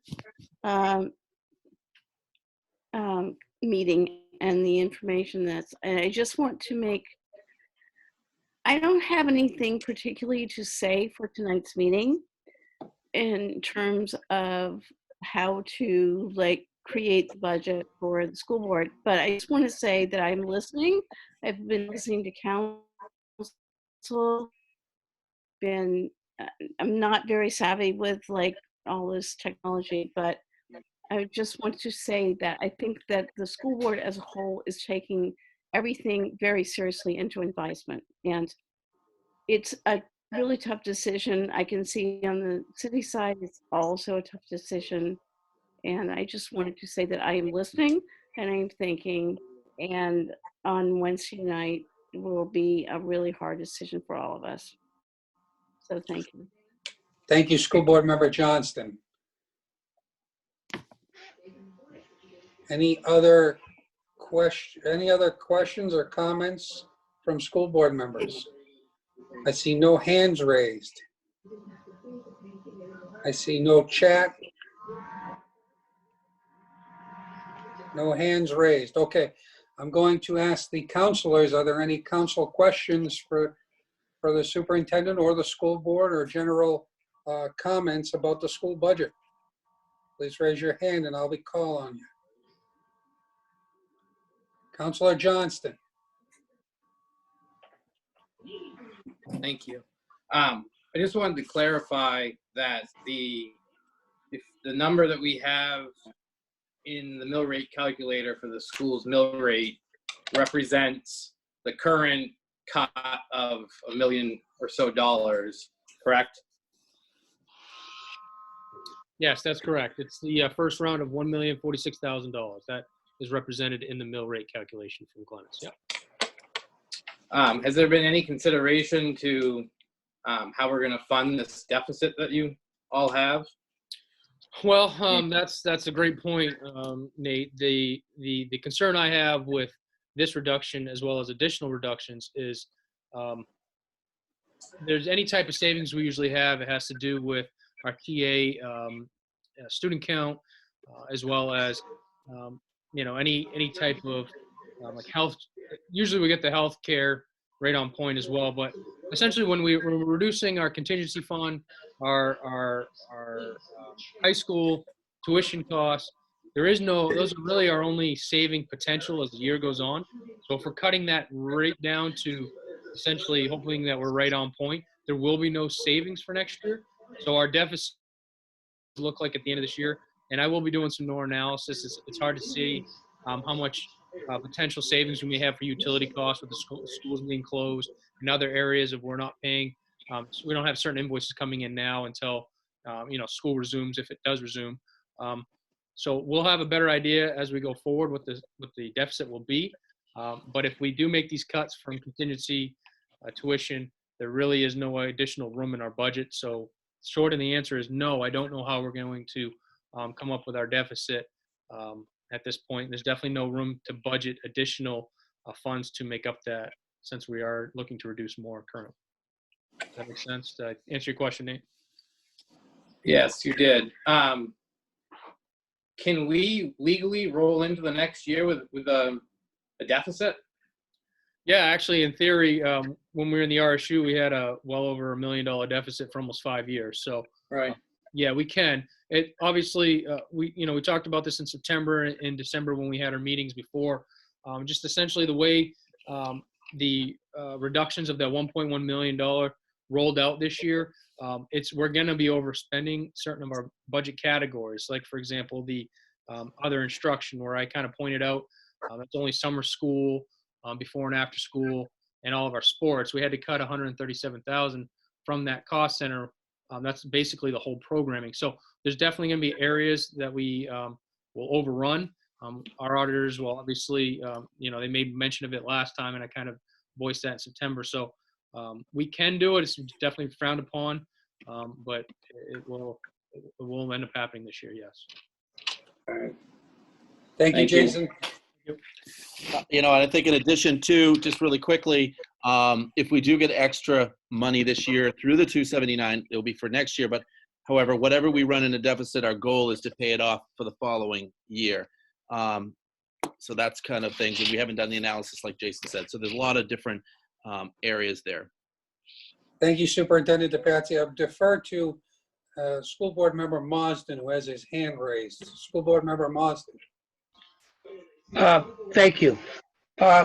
One of the things that I would like to ask you to keep in mind, and that is the school board in the instructions that we were giving out about the making up of the budget was that the one thing that was not to be done, and that is to make up the budget by taking from the reserve fund. That was done last year. And we all know not too long ago in Saco, that was done until we ended up with a huge tax increase when it had to be finally made up. And thus the reason why, when you're looking at some of those numbers, such as paying it back, we have to be looking at the impact on the reserve fund. That's part of the problem. You've got to operate within the money that you're getting that year. Thank you. Thank you, School Board Member Marsden. Are there any other questions from counselors on the school board budget? Any comments from counselors on the school board budget?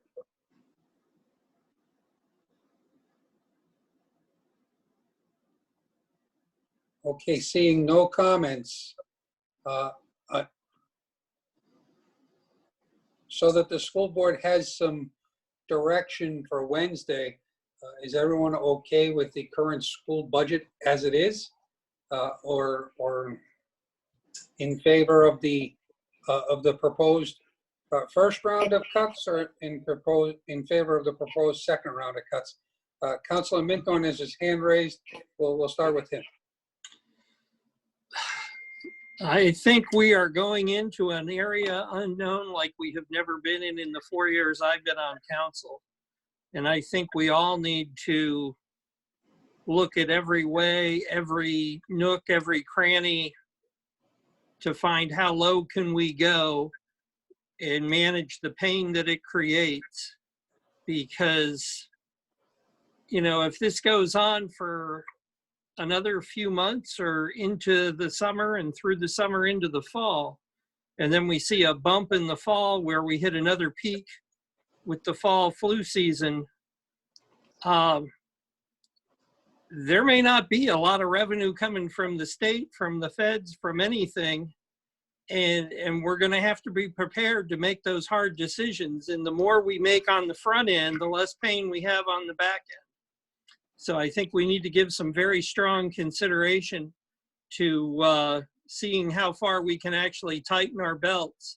And it may be for naught, and gosh, I hope it is. But on the other hand, it'll certainly lessen the pain next year. Thank you, Councilor Minthorn. Councilor Copeland? Thank you, Mr. Mayor. I agree with Councilor Minthorn. If they're looking at a second go around to bring it down, absolutely. I mean, we are in unprecedented times. People are losing their jobs. It's huge. And I think that we have to go absolute bare bones. And we can always do budget amendments if things pick up miraculously.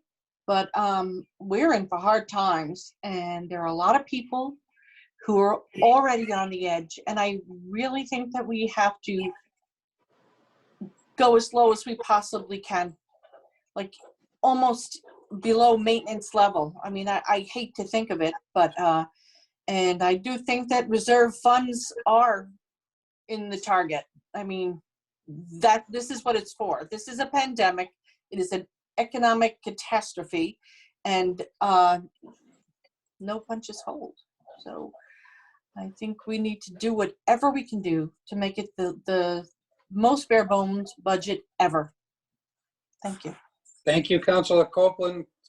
School Board Member Marsden, you have your hand raised.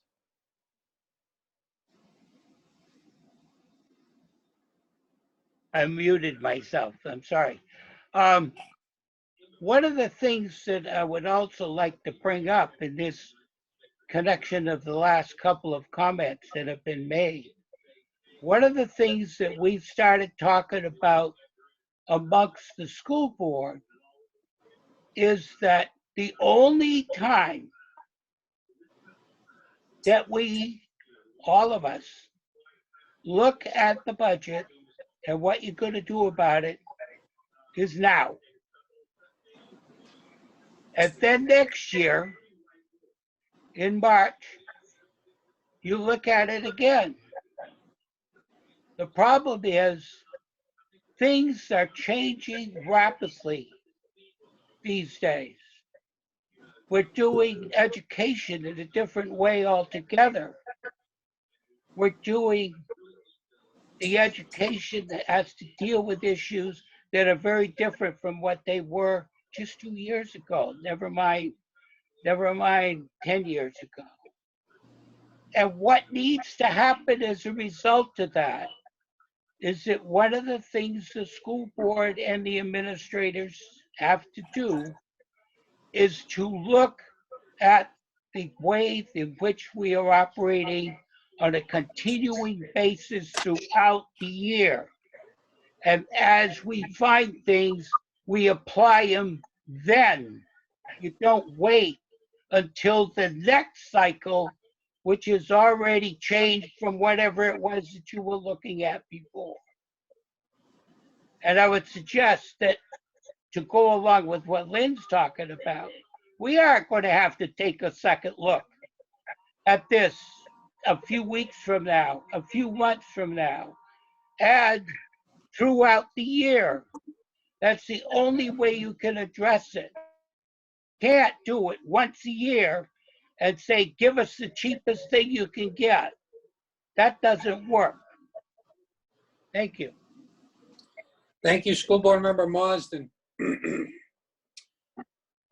Any other counselors have any questions, comments, direction for the school board before they take a vote on Wednesday on their school budget? I see Counselor Johnston, then Counselor Archer. Counselor Johnston. Thank you.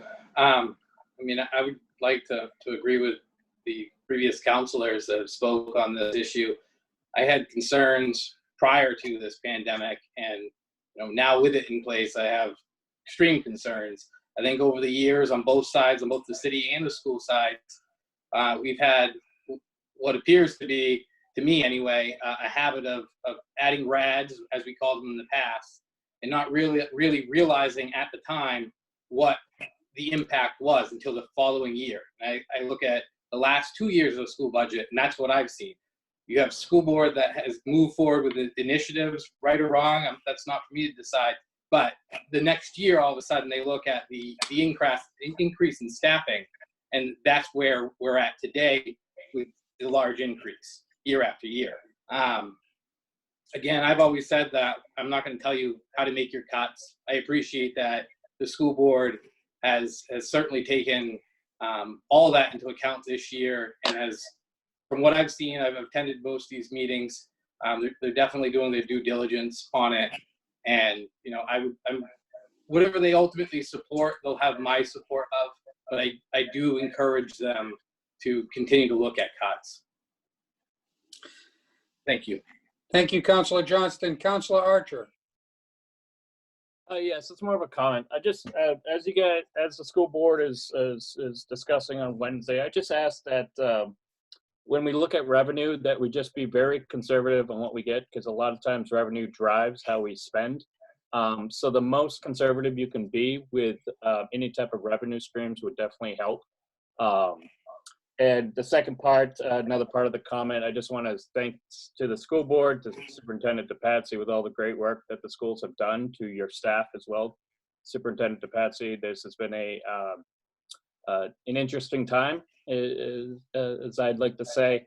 And everybody's really stepping up, and I saw that. I see it on Facebook. I see it in the news. I see it out there. The kids who need meals are still getting it. This is all good stuff. And I appreciate how you've all stepped up. So I wanted to say that as well. Thank you, Counselor Archer. School Board Member Marsden, you have your hand raised.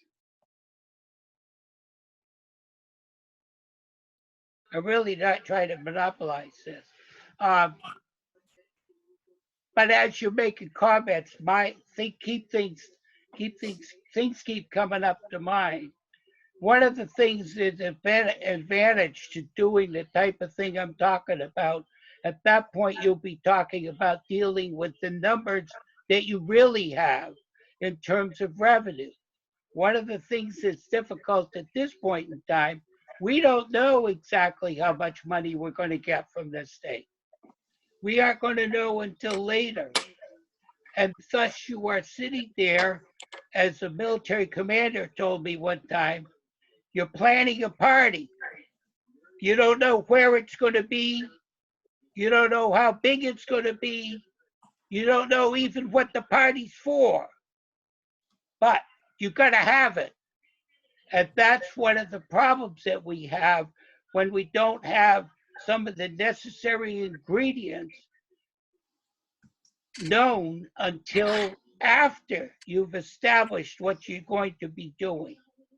And that's one of the advantages to doing this on a continuing basis during the year, looking at things as they happen. Thank you, School Board Member Marsden. Councilor Copeland, then Councilor Minthorn.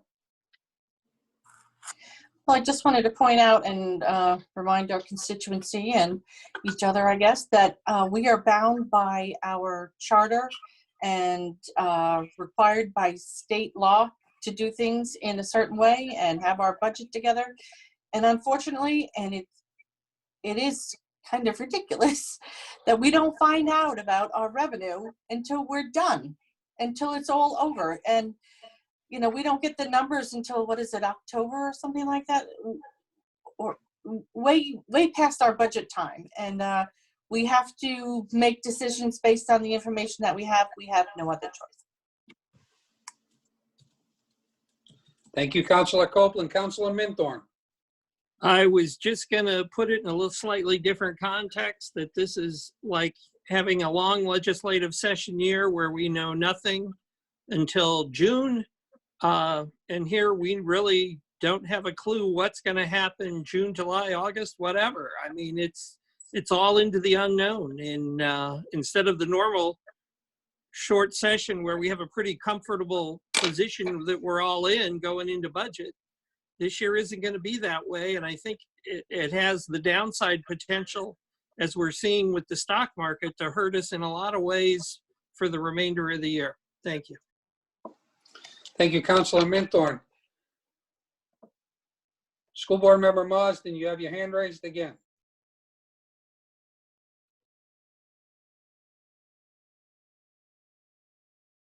I'm going to mute myself here. Yes, I agree with both you, Al, and Lynn. But that's one of the reasons I'm talking about a continuing review, because you're going to be dealing with the real numbers as you're going along. And you're going to be learning things. And you're going to be making changes as a result of things that actually happen in education that need to be done. And at that point, it's when you have to start moving on things like that. You can't wait until March.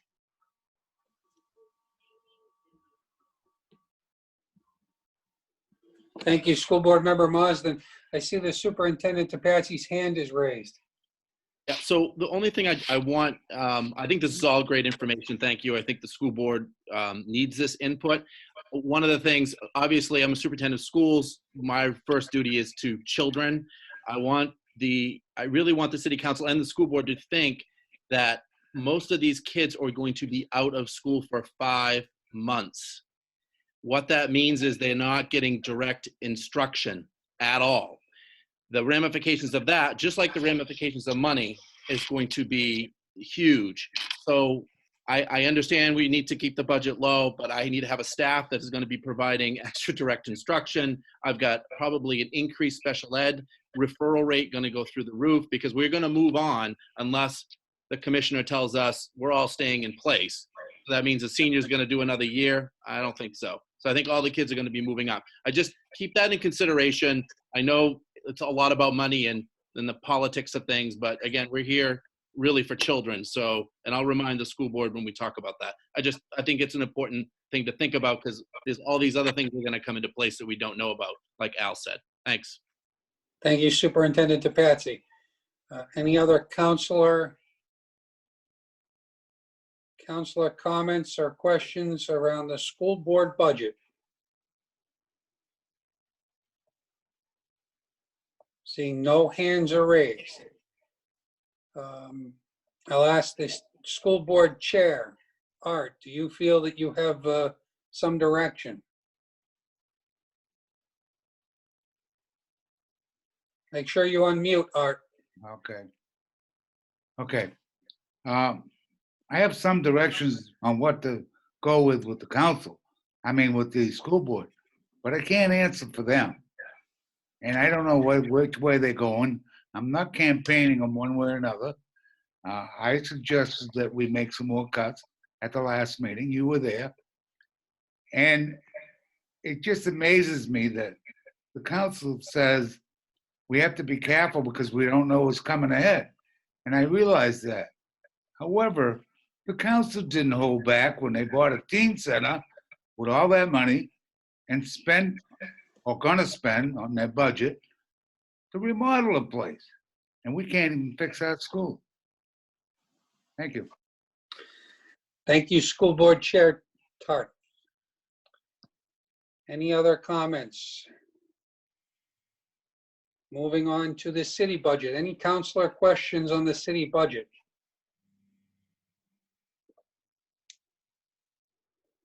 Councilor Johnston. The question is, in the presentation, it mentioned a reevaluation. Is that included in the mill rate that's also in the presentation? That is not. So that is a $450,000 budgeted. It could be less. We go out to bid for a one-time expense out of fund balance. That's not included in the mill rate yet. No, I understood that. I meant, is the reevaluation with the anticipated increased revenue from it part of the mill rate? No, it is not. No. Thank you. So if there's no more questions around the school board budget, we will remove the school board as panelists and move forward so that they can continue about their evening. If there's no more questions for the school board or the superintendent or the finance director.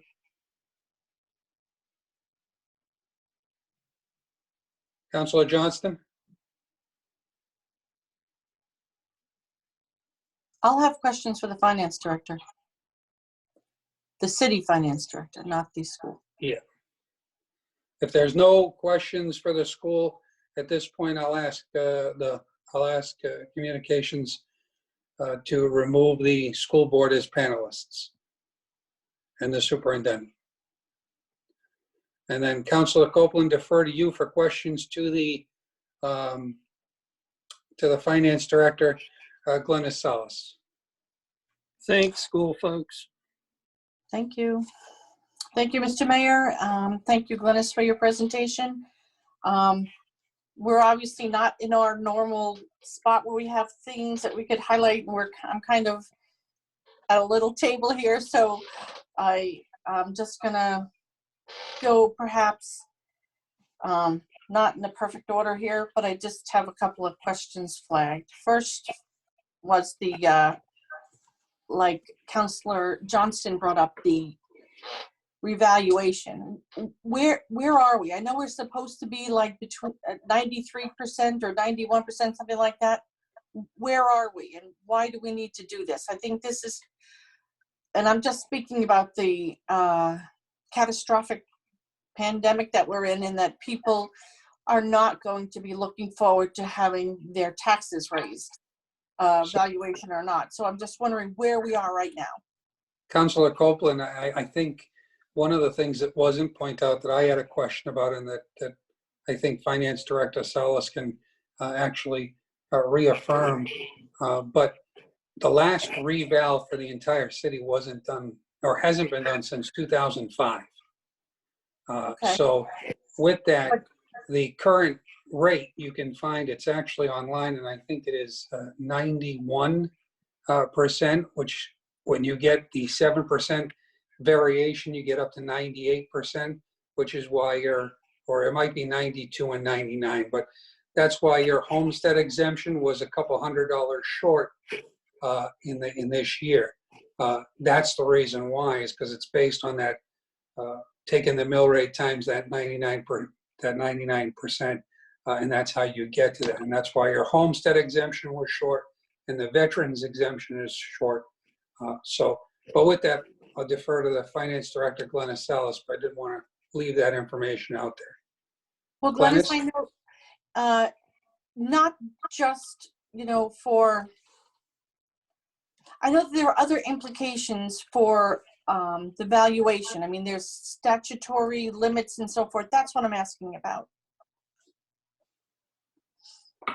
So, and before I begin, I want to put it out there, everything that I'm coming from the city assessor. So if he would like to provide additional information when I'm done, feel free to request becoming a panelist, and we'll add you to this conversation. I'm directing that to Nick.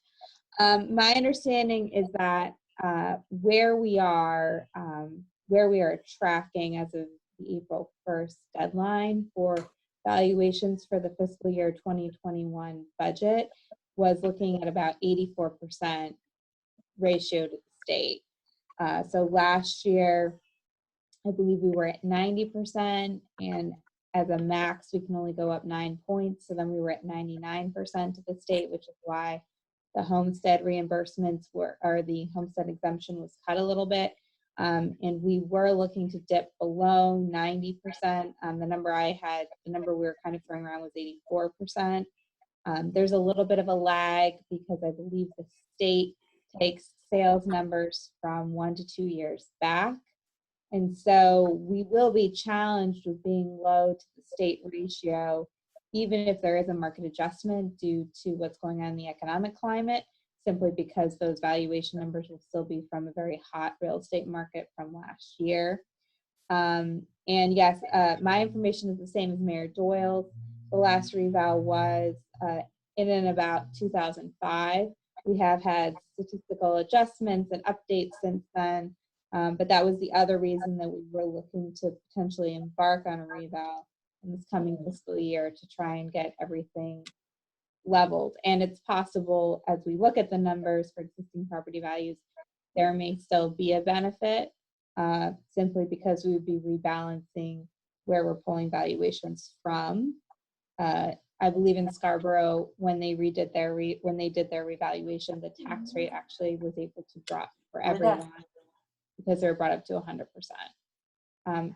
Nick, I don't know if you're on the call, if you'd like to add any information to that. So unfortunately, I think the city assessor, Mr. Desjardins, was on, but is not on at this time. Well, Gladys, one follow-up on that. I would like to know, what are the ramifications if we go below the 90%? So you say we're at 84 and there's 2 years, they go look back 2 years. So what does it mean financially to us if that happens? I remember the auditor talking about it, but I can't recall the details. So my understanding would be on an 84% to the state valuation, we would lose 6 percentage points off of the homestead exemption. So rather than having a full 20,000 come off the value, you would have a couple of $1,000s less than that be your exemption amount. Okay, so the exemption would go down. All right, and all right, so now going back to your presentation, page 17, you looked at new revenue. You had optimized fee schedule, and I'm wondering, how are you going to optimize the fee schedule? What are you looking at? Certainly. So there were two main, the primary revenue change was parking changes. So the police Parking? chief, parking. Yep. So the police chief came to me as part of the budget process. We were looking at alternative revenues to avoid increasing the tax rate for everyone. And at the same time, there's been a judgment made in one of the district courts around the country that chalking tires will no longer be allowed. And therefore, we need an alternative way to track 2-hour parking in downtown. So there's an app that's available that allows for much more robust features for paying tickets, tracking where people park. And he believes that this would enable us to collect revenue on non-resident parking up Seaside Avenue for Bayview Beach during the summer. It also allows to collect some revenue from non-residents parking in the Kenny Shores area. Those are the biggest revenue sources. This would enable us to ensure that lifeguard costs related to Bayview and Kenny Shores would be fully funded by parking revenue and no longer go against the tax rate. Additionally, we were looking at some updates and changes to the train station parking lot to ensure that those who are parking the train station are either residents or are engaging in short-term parking rather than using the lot. We've seen a lot more parking near the train station with the increase of parking fees over in Biddeford. We think citizens of Biddeford may be coming over and taking advantage of the free lot. So the idea is kind of to take an app and kiosk combination approach and better police our existing pay parking lots, extend opportunities for pay parking up Seaside Avenue and in the train station. And then given the expansion of parking options, it's not just Camp Ellis anymore, it's Bayview, which will be paved, should be paved in this coming summer. And then also the train station, we would look to make an adjustment to the resident parking pass.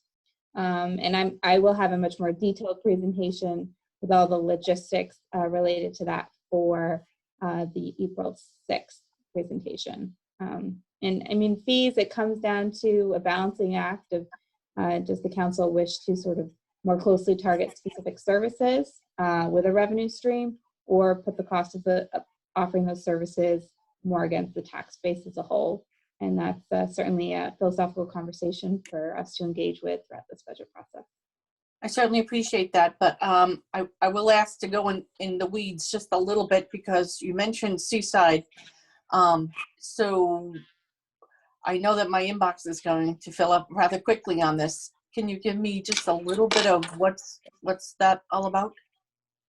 Certainly. So currently both residents and non-residents take advantage of parking along Seaside Avenue up past the Bayview parking lot so that they can go to the beach at Bayview. Residents would continue to be able to park there using their residential parking pass, but non-residents would have to pay an hourly fee, just like they have to if they're able to take advantage of the Bayview parking lot, and they would be paying the same hourly rate as if they were at the Bayview lot, but making use of an app to pay that rather than having to go all the way down to the lot. So are you talking about the street parkers on Seaside? Yep, the street parkers on Seaside, we would be able to collect revenue from that parking activity. But we've talked about that before, and there's issues with, there's not enough room for actual parking spaces, and that. All right, we'll talk about that again. But I just want to. Glennis, would this be helpful at this time if we brought in Chief Clements to explain some of the parking challenges that this is trying to address? Would that be helpful, Councilor Copeland? I know there's challenges. I'm just concerned that this solution might not actually work. I mean, it'll work to raise money, but you're then going to be parking halfway in the street and then halfway off the side, and there's the marsh right there, the Rachel Carson Marsh, and because we've looked at this before, and the road is just not wide enough. But revenue was good. I'm there, but we need to make it work. That's Fair enough. Thank you, Councilor Copeland. I do have other questions, but if you want to do round robin, let everybody get a couple questions in, or should I continue on with my little tabbed things? Keep on with your questions, because Okay. you may ask questions that other councilors have the same question. So, and then Okay. we might be able to take care of a lot of questions by just going through the process. Thank you. On page 18, there was the use of fund balance. And what was the $75,480? So that's So that's a combination of a number of smaller one-time expenses. So for example, what's the largest? I think the largest might be a $10,000 one-time expense for some updated furniture for the police station. It's a collection of smaller items, and I can get you that specific list if you're interested in the breakdown. I would. Thank you very much. No problem. All right, and then I go to page 23, and it was the city administrator's budget, the mill rate change. You had a section there, homeowner impact per month, and what is the criteria for the homeowner? I mean, yes. Everybody. So the basis of that number is the median the median house value of $228,000. And since there's no overall market adjustments from last year to this year, that median number is the same. Thank you. And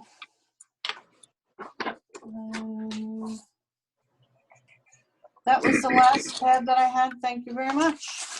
Councilor Johnston. I was just curious where we arrive at that median household value, because it seems low to me, given what I'm seeing in sales in Saco over the last 3 years. I think we've said that. A couple of times, Councilor Johnston, over the past couple of years with some of the home sales we've seen. City Finance Director Salas, do you have an answer for Councilor Johnston's question? Certainly. So that gets back to the fact that there hasn't been regular updating of existing property values to match where the sales have gone. A lot of our evaluation growth just comes from new lumber, which is at 100% of market value.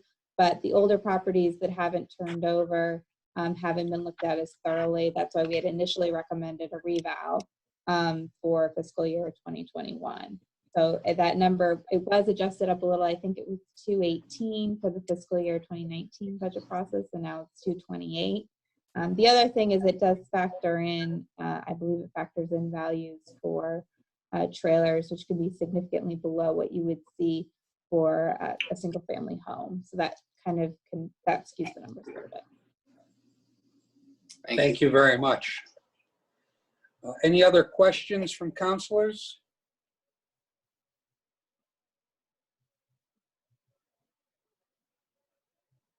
Questions from councilors? I see no hands raised, and no one has messaged me in the chat portion.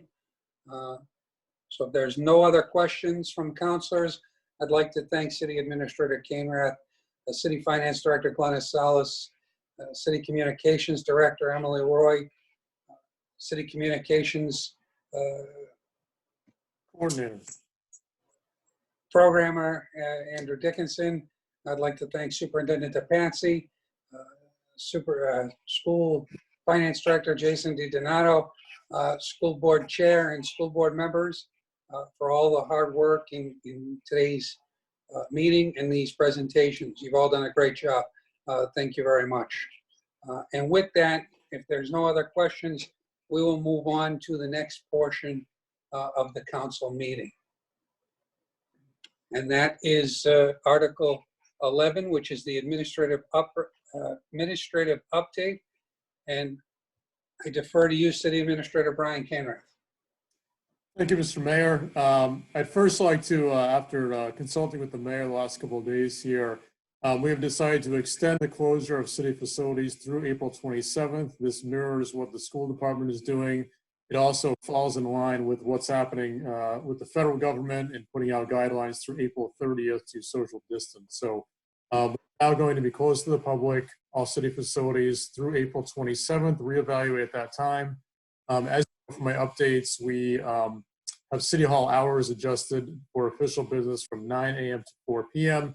That said, many city departments are already operating under modified schedules and are working remotely when possible. So we would appreciate the public's patience and consideration during this time, but we're trying to keep our employees safe and healthy, while at the same time also keeping the wheels on the bus going rounds and keeping city services online, as you know, many of them essential. So thank you to everyone's patience for that.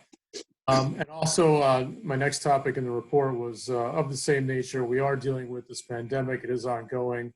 And we are, by department, on very modified schedules. Obviously, essential services are up and running, but many others are operating under modified schedules, staggered shifts, or working remotely when possible. So that's the current posture we find ourselves in. As always, would encourage any residents to visit the city's website for the latest updates and everything that's happening. And we also, of course, have links on there to the most trusted sources for what's happening currently with the pandemic. And I will, of course, put my my email and phone out there for any residents that do have particular concerns or are in need of assistance during this time. So, of course, they call me here at City Hall, 24191, or email me at bkainrath, KAENCH@sacomaine.org. I'm always happy to take your questions. Let me touch on another topic that's very important for this coming week, something we've been working very hard on. I know is a priority for many of you also. We are actively right now very engaged in trying to get a senior meals program up and running for seniors to provide a hot meal, hopefully once a week. Ryan Summer in the rec department, Amelia, as well as Age Friendly, Gene Saunders, are all working on this issue. We are hoping to partner with local businesses who are also in need of customers. So we hit two birds with one stone, so to speak, here. And we can give them some business and also provide meals to our seniors. We hope to do that on a weekly basis throughout the duration of this situation. So we hope to have the first one of those up and going on Friday. Logistics still are being worked out, but we're working very hard. This is numero uno on the priority list. Well, among others, but it's very important. So we're trying to get this up and running. So this will be great to support local businesses and also our seniors, particularly those seniors who are in need at home or unable to get out. The city is going to step up and do our part to help them during this time. So I want everyone to know we're working very hard on this to get this up and running. Hopefully this Friday will be our first event, and we hope to do it in following weeks throughout the duration of this. So thank you to Ryan Summer, Parks and Rec, Amelia, Gene Saunders, many others working on this, the mayor. We hope to get this up and running. So thank you and stand by on that. And lastly, I'd just like to mention on a happier note, the porta potties have been delivered to the transportation center. They're up and running. So if you'd like to try them out, they're down there. They look beautiful. But we do have two porta potties set up for bus passengers still using the Saco Transportation Center. So thank you for Councilor Minthorn for getting that onto our radar. We appreciate it, and we have delivered. We have delivered. So that's all I have. Thank you. Happy to entertain any questions. Thank you, City Administrator Kainrath, for that presentation and also for your leadership through this pandemic and through the changing environment day to day. With that, I recognize Councilor McPhail and then Councilor Copeland. Councilor McPhail. Brian, with the extended closure through the 27th, is that going to include the transfer station? Because I know that we just posted shortened hours that they were reopening. Great question. So yes, the transfer station is opening on reduced hours. The city has posted and sent out guidance on that. So that is one facility we have reopened. With spring cleaning, other things going on, we decided that on a limited basis that could be reopened, and we are sort of modeling after other communities who are doing the same thing. Councilor Copeland. You're muted. Unmute. Thank you. Thank you, Mr. Mayor, and thank you, City Administrator Kainrath. I appreciate that.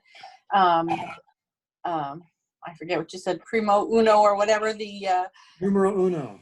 Yeah, that our seniors are really important, and this is really great that we're supporting them. I'm just curious, why Friday? Why not tomorrow? Or I think it's going to take logistics to work out the logistics, to line up volunteers what we're trying to do actually is synthesize the list of participants we have in our senior programs here, with also some that are on the Age-Friendly SACO's list that are maybe more in need, that live in some of the communities that are more in need. And so we want to get everyone involved if we can. We also need to work out with, I believe the Golden Rooster is going to be our first participant for local business, providing meals. So it's going to take us a few days to do that. But the point is that we want to make this as encompassing as possible. We want to bring as many people in as possible. That's going to take some time working with Age-Friendly SACO to also get some of those folks that don't normally participate in our senior programs onto the list. And I get that Age-Friendly SACO is, mostly seniors. So we do need a lot of younger people to help. But I think that, the Habitat for Humanity folks have offered, and there's a lot going on. And I realize that it needs to be this smooth, well-oiled machine and all that. But in the interim, there are people who cannot go out to the stores. So I'm wondering, maybe we could take some incremental steps and start somewhere tomorrow with our if anybody has any identified needs, can we help them tomorrow? Well, I will also say I spoke with Gene Saunders this afternoon, and they are also running a grocery, I think it's grocery/meal delivery running starting on Thursday of this week. But I mean, unfortunately, I think it is going to take us, a day or two to get this together and get it worked out and have the participating business also prepare. I know it would be nice to do this every day, all the time, but we're 100% in on this.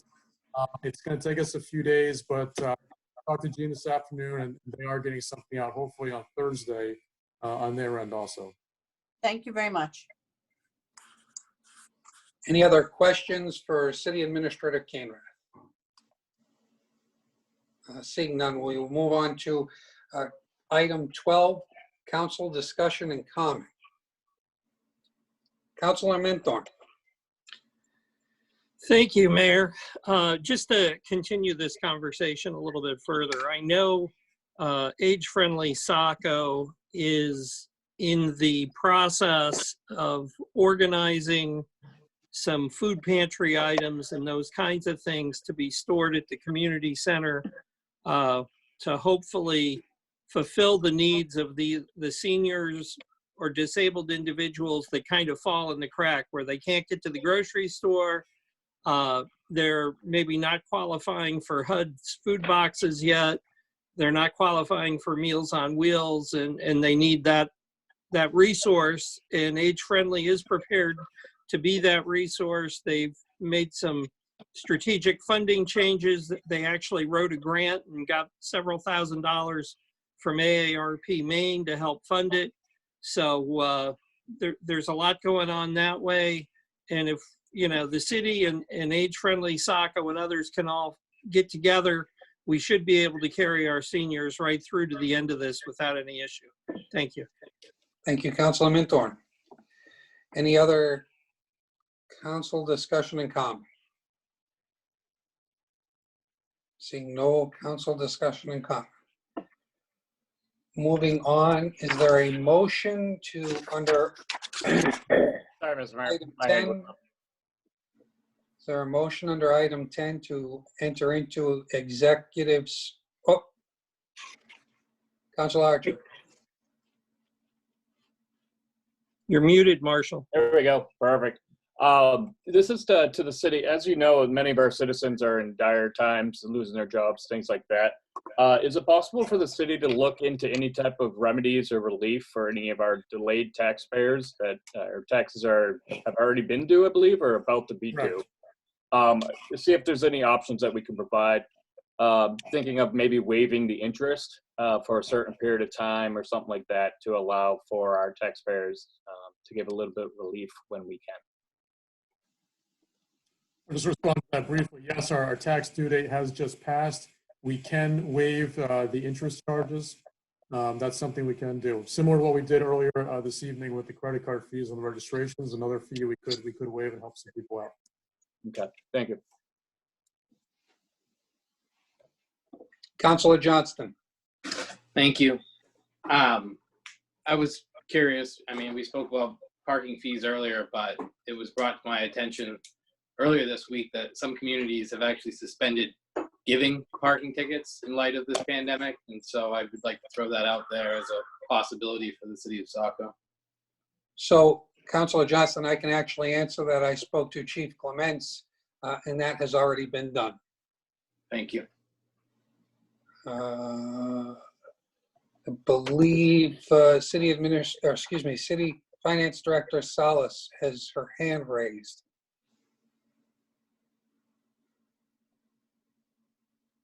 She's being added to the panels now. So one moment while Andrew brings Glennis in. Hi, yes, I just wanted to respond to the question about interest. Yes, it is possible to waive the interest fees for late payment, but I do think it would be wise to have a formal council motion because the interest rates are set by council motion at the start of each year. So that's a motion that we should introduce at the next council meeting to make it official. We will have that on the next council agenda. City Administrator Canrath, can you make that possible? Done deal, sir, yes. Thank you. The other Alright. thing I wanted to add is the city does have a poverty abatement process for those who, for a variety of circumstances, are unable to pay their taxes in a particular year. That program is administered under the city clerk's office by the GA director. And so if there are any citizens who are really facing dire financial strain, specifically from job loss, that is another avenue that's available to them. Thank you very much, Glennis. And just so the council's aware, something I already spoke to Brian about, and I believe that we're doing, and we're just checking on the legality, is to any of our senior volunteers that normally work the train station during this closure, the abatement they would normally get, we're striving to make sure they get that because it was not their fault the closure happened. The closure was a result of a pandemic. So we're still trying to make them whole and make sure that we can do that legally. So that is in the works as well and may take a council motion in the future. But just know that it is something that will be coming. With that said, are there any other council discussion and comment before we enter into executive session? Remember, for executive session, councilors, we're really looking to make sure that it is executive and nobody else is there. So we're going to go through once we begin and we move to the code that Brian had sent out this afternoon. Once we move to that meeting, we're going to go through and there's going to be a roll call of whether you're alone or not, because this is executive session material. So remember, that's how we're going to do that. But before that, I don't see any other council discussion and comments. So is there a motion? Remember, you have to read the motion. Is there a council willing to make a motion? Councilor Johnston, you have your hand up? Well, if I may, I'd just like to go back to council comment before. Sure. What's the status of our deputy city clerk or whoever's in that role of general assistance? So the search is ongoing. We have identified someone. As you know, we have an interim. She works out of Hollis, who's covering for us. Michelle is still actively searching for someone, but the whole hiring process slowed down because of the whole pandemic issue. So we do have someone filling in who's highly qualified, but we may see a surge in those outlets. Yeah. Well, that's my concern. Is I've had several people reach out to me, about general assistance. They've been laid off and they're not able to make their rent and whatnot.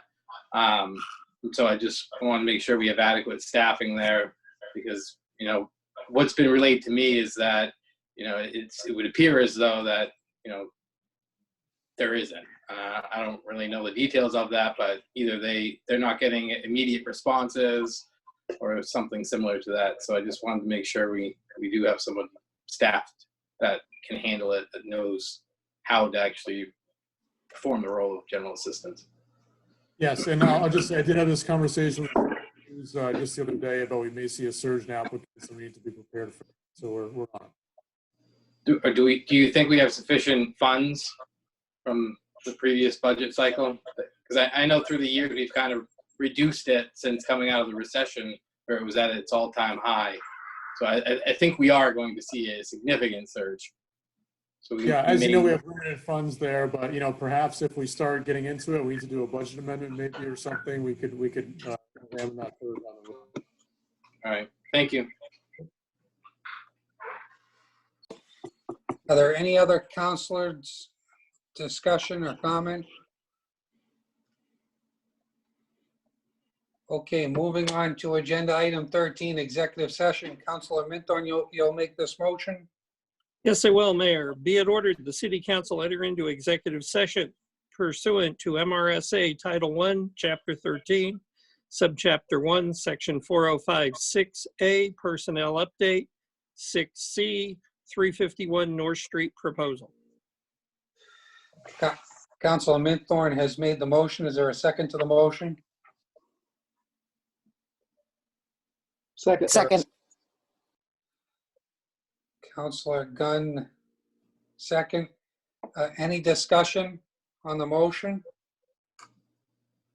Any discussion on the motion? I see no hands up, so I'm going to move forward with a roll call vote. Councilor Archer? Aye. Councilor Purdy? Yes. Councilor Gunn? Yes. Councilor Copeland? Yes. Councilor Minthorn? Yes. Councilor McPhail? Yes. And Councilor Johnston? Yes.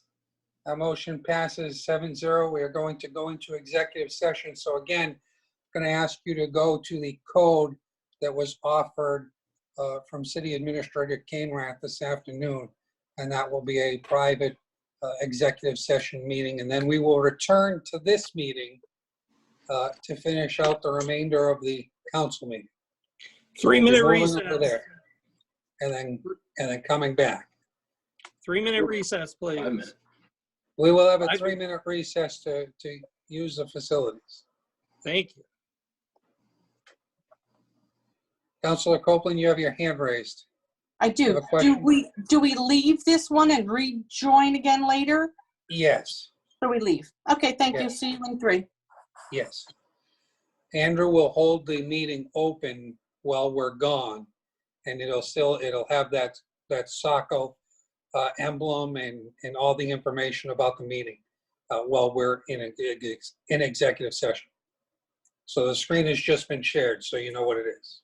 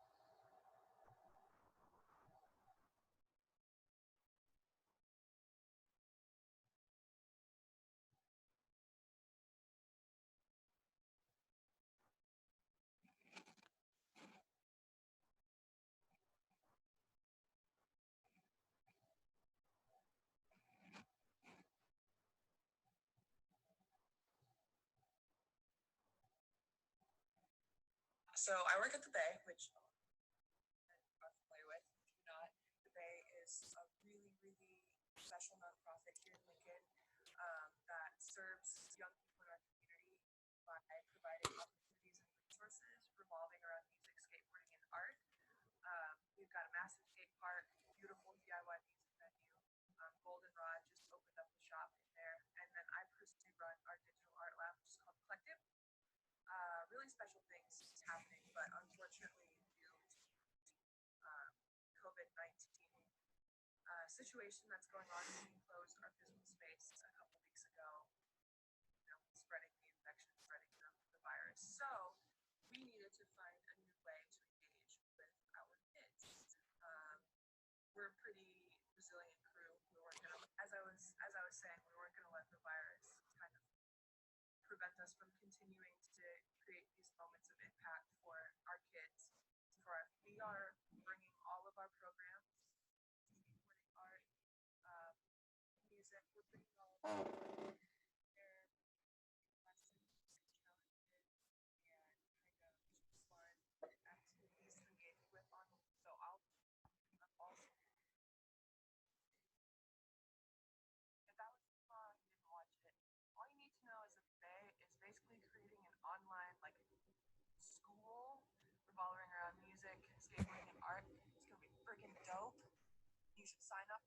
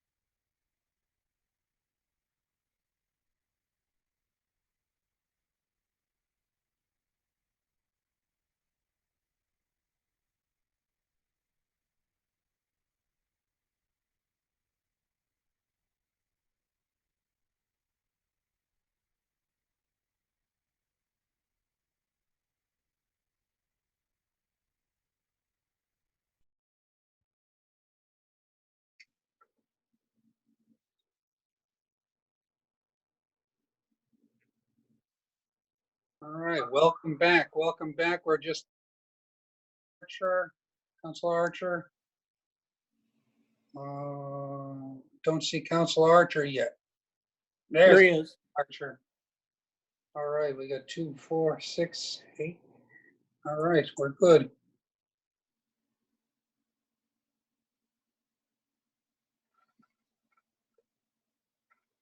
Is there a motion to come out of executive session?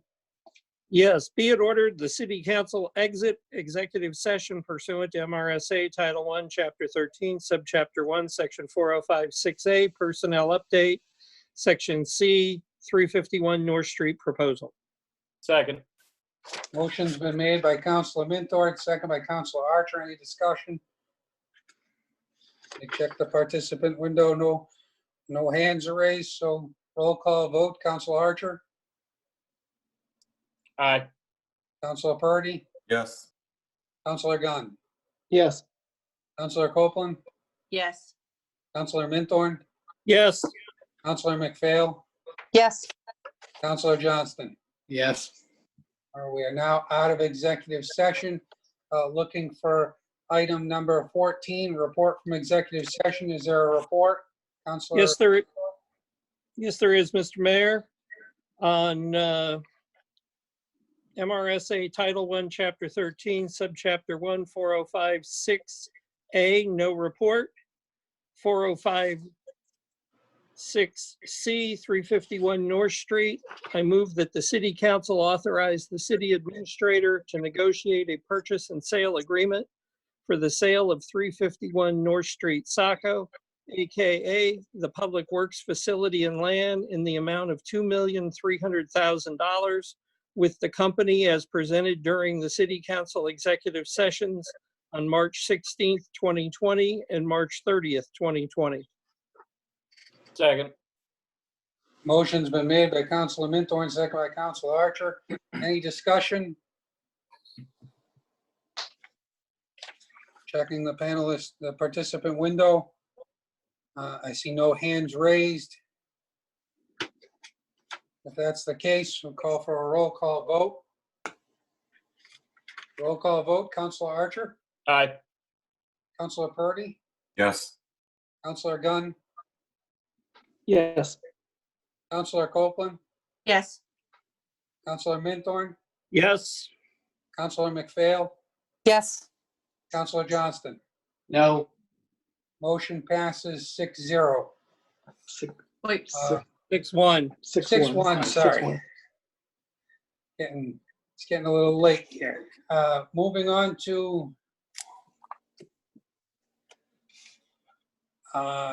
adjournment, which is or agenda item 15. Is there a motion to adjourn? So moved. Is there a second? Second. Second. Motion's been made by Councilor Minthorn, second by Councilor Copeland. We have to do a roll call vote because we're all on video conferencing. So Councilor Archer? Aye. Councilor Purdy? Yes. Councilor Gunn? Yes. Councilor Copeland? Yes. Yes. Councilor Minthorn? Yes. Councilor McPhail? Yes. And Councilor Johnston? Yes. Motion passes 7-0. We are adjourned. Thank you very much tonight. Everyone did a great job Thank you. navigating this. So thank you very much. Thank you for your patience as we go through these for the foreseeable future. And to thank you, you Mayor, again. as well. Great job, Thank you. Bill. Yeah. Yes. Thank Well you. done. Well done, Bill. I Great just wanted job, to Andrew. do a I want to shout out to Andrew. What a fantastic job getting us prepared and making this work. Absolutely. Our Yes, thank you. communication Second that. is great. And Emily, absolutely. Andrew, thank you very much. Safe drive, Perfect. Brian. Have a good night, everyone. Hold the Good night, all. BK. Be safe. Perfect care. timing. I got my BK. Oh, look at that. There you go. Have a good night, guys. Good night, everybody. Eat up, Jody.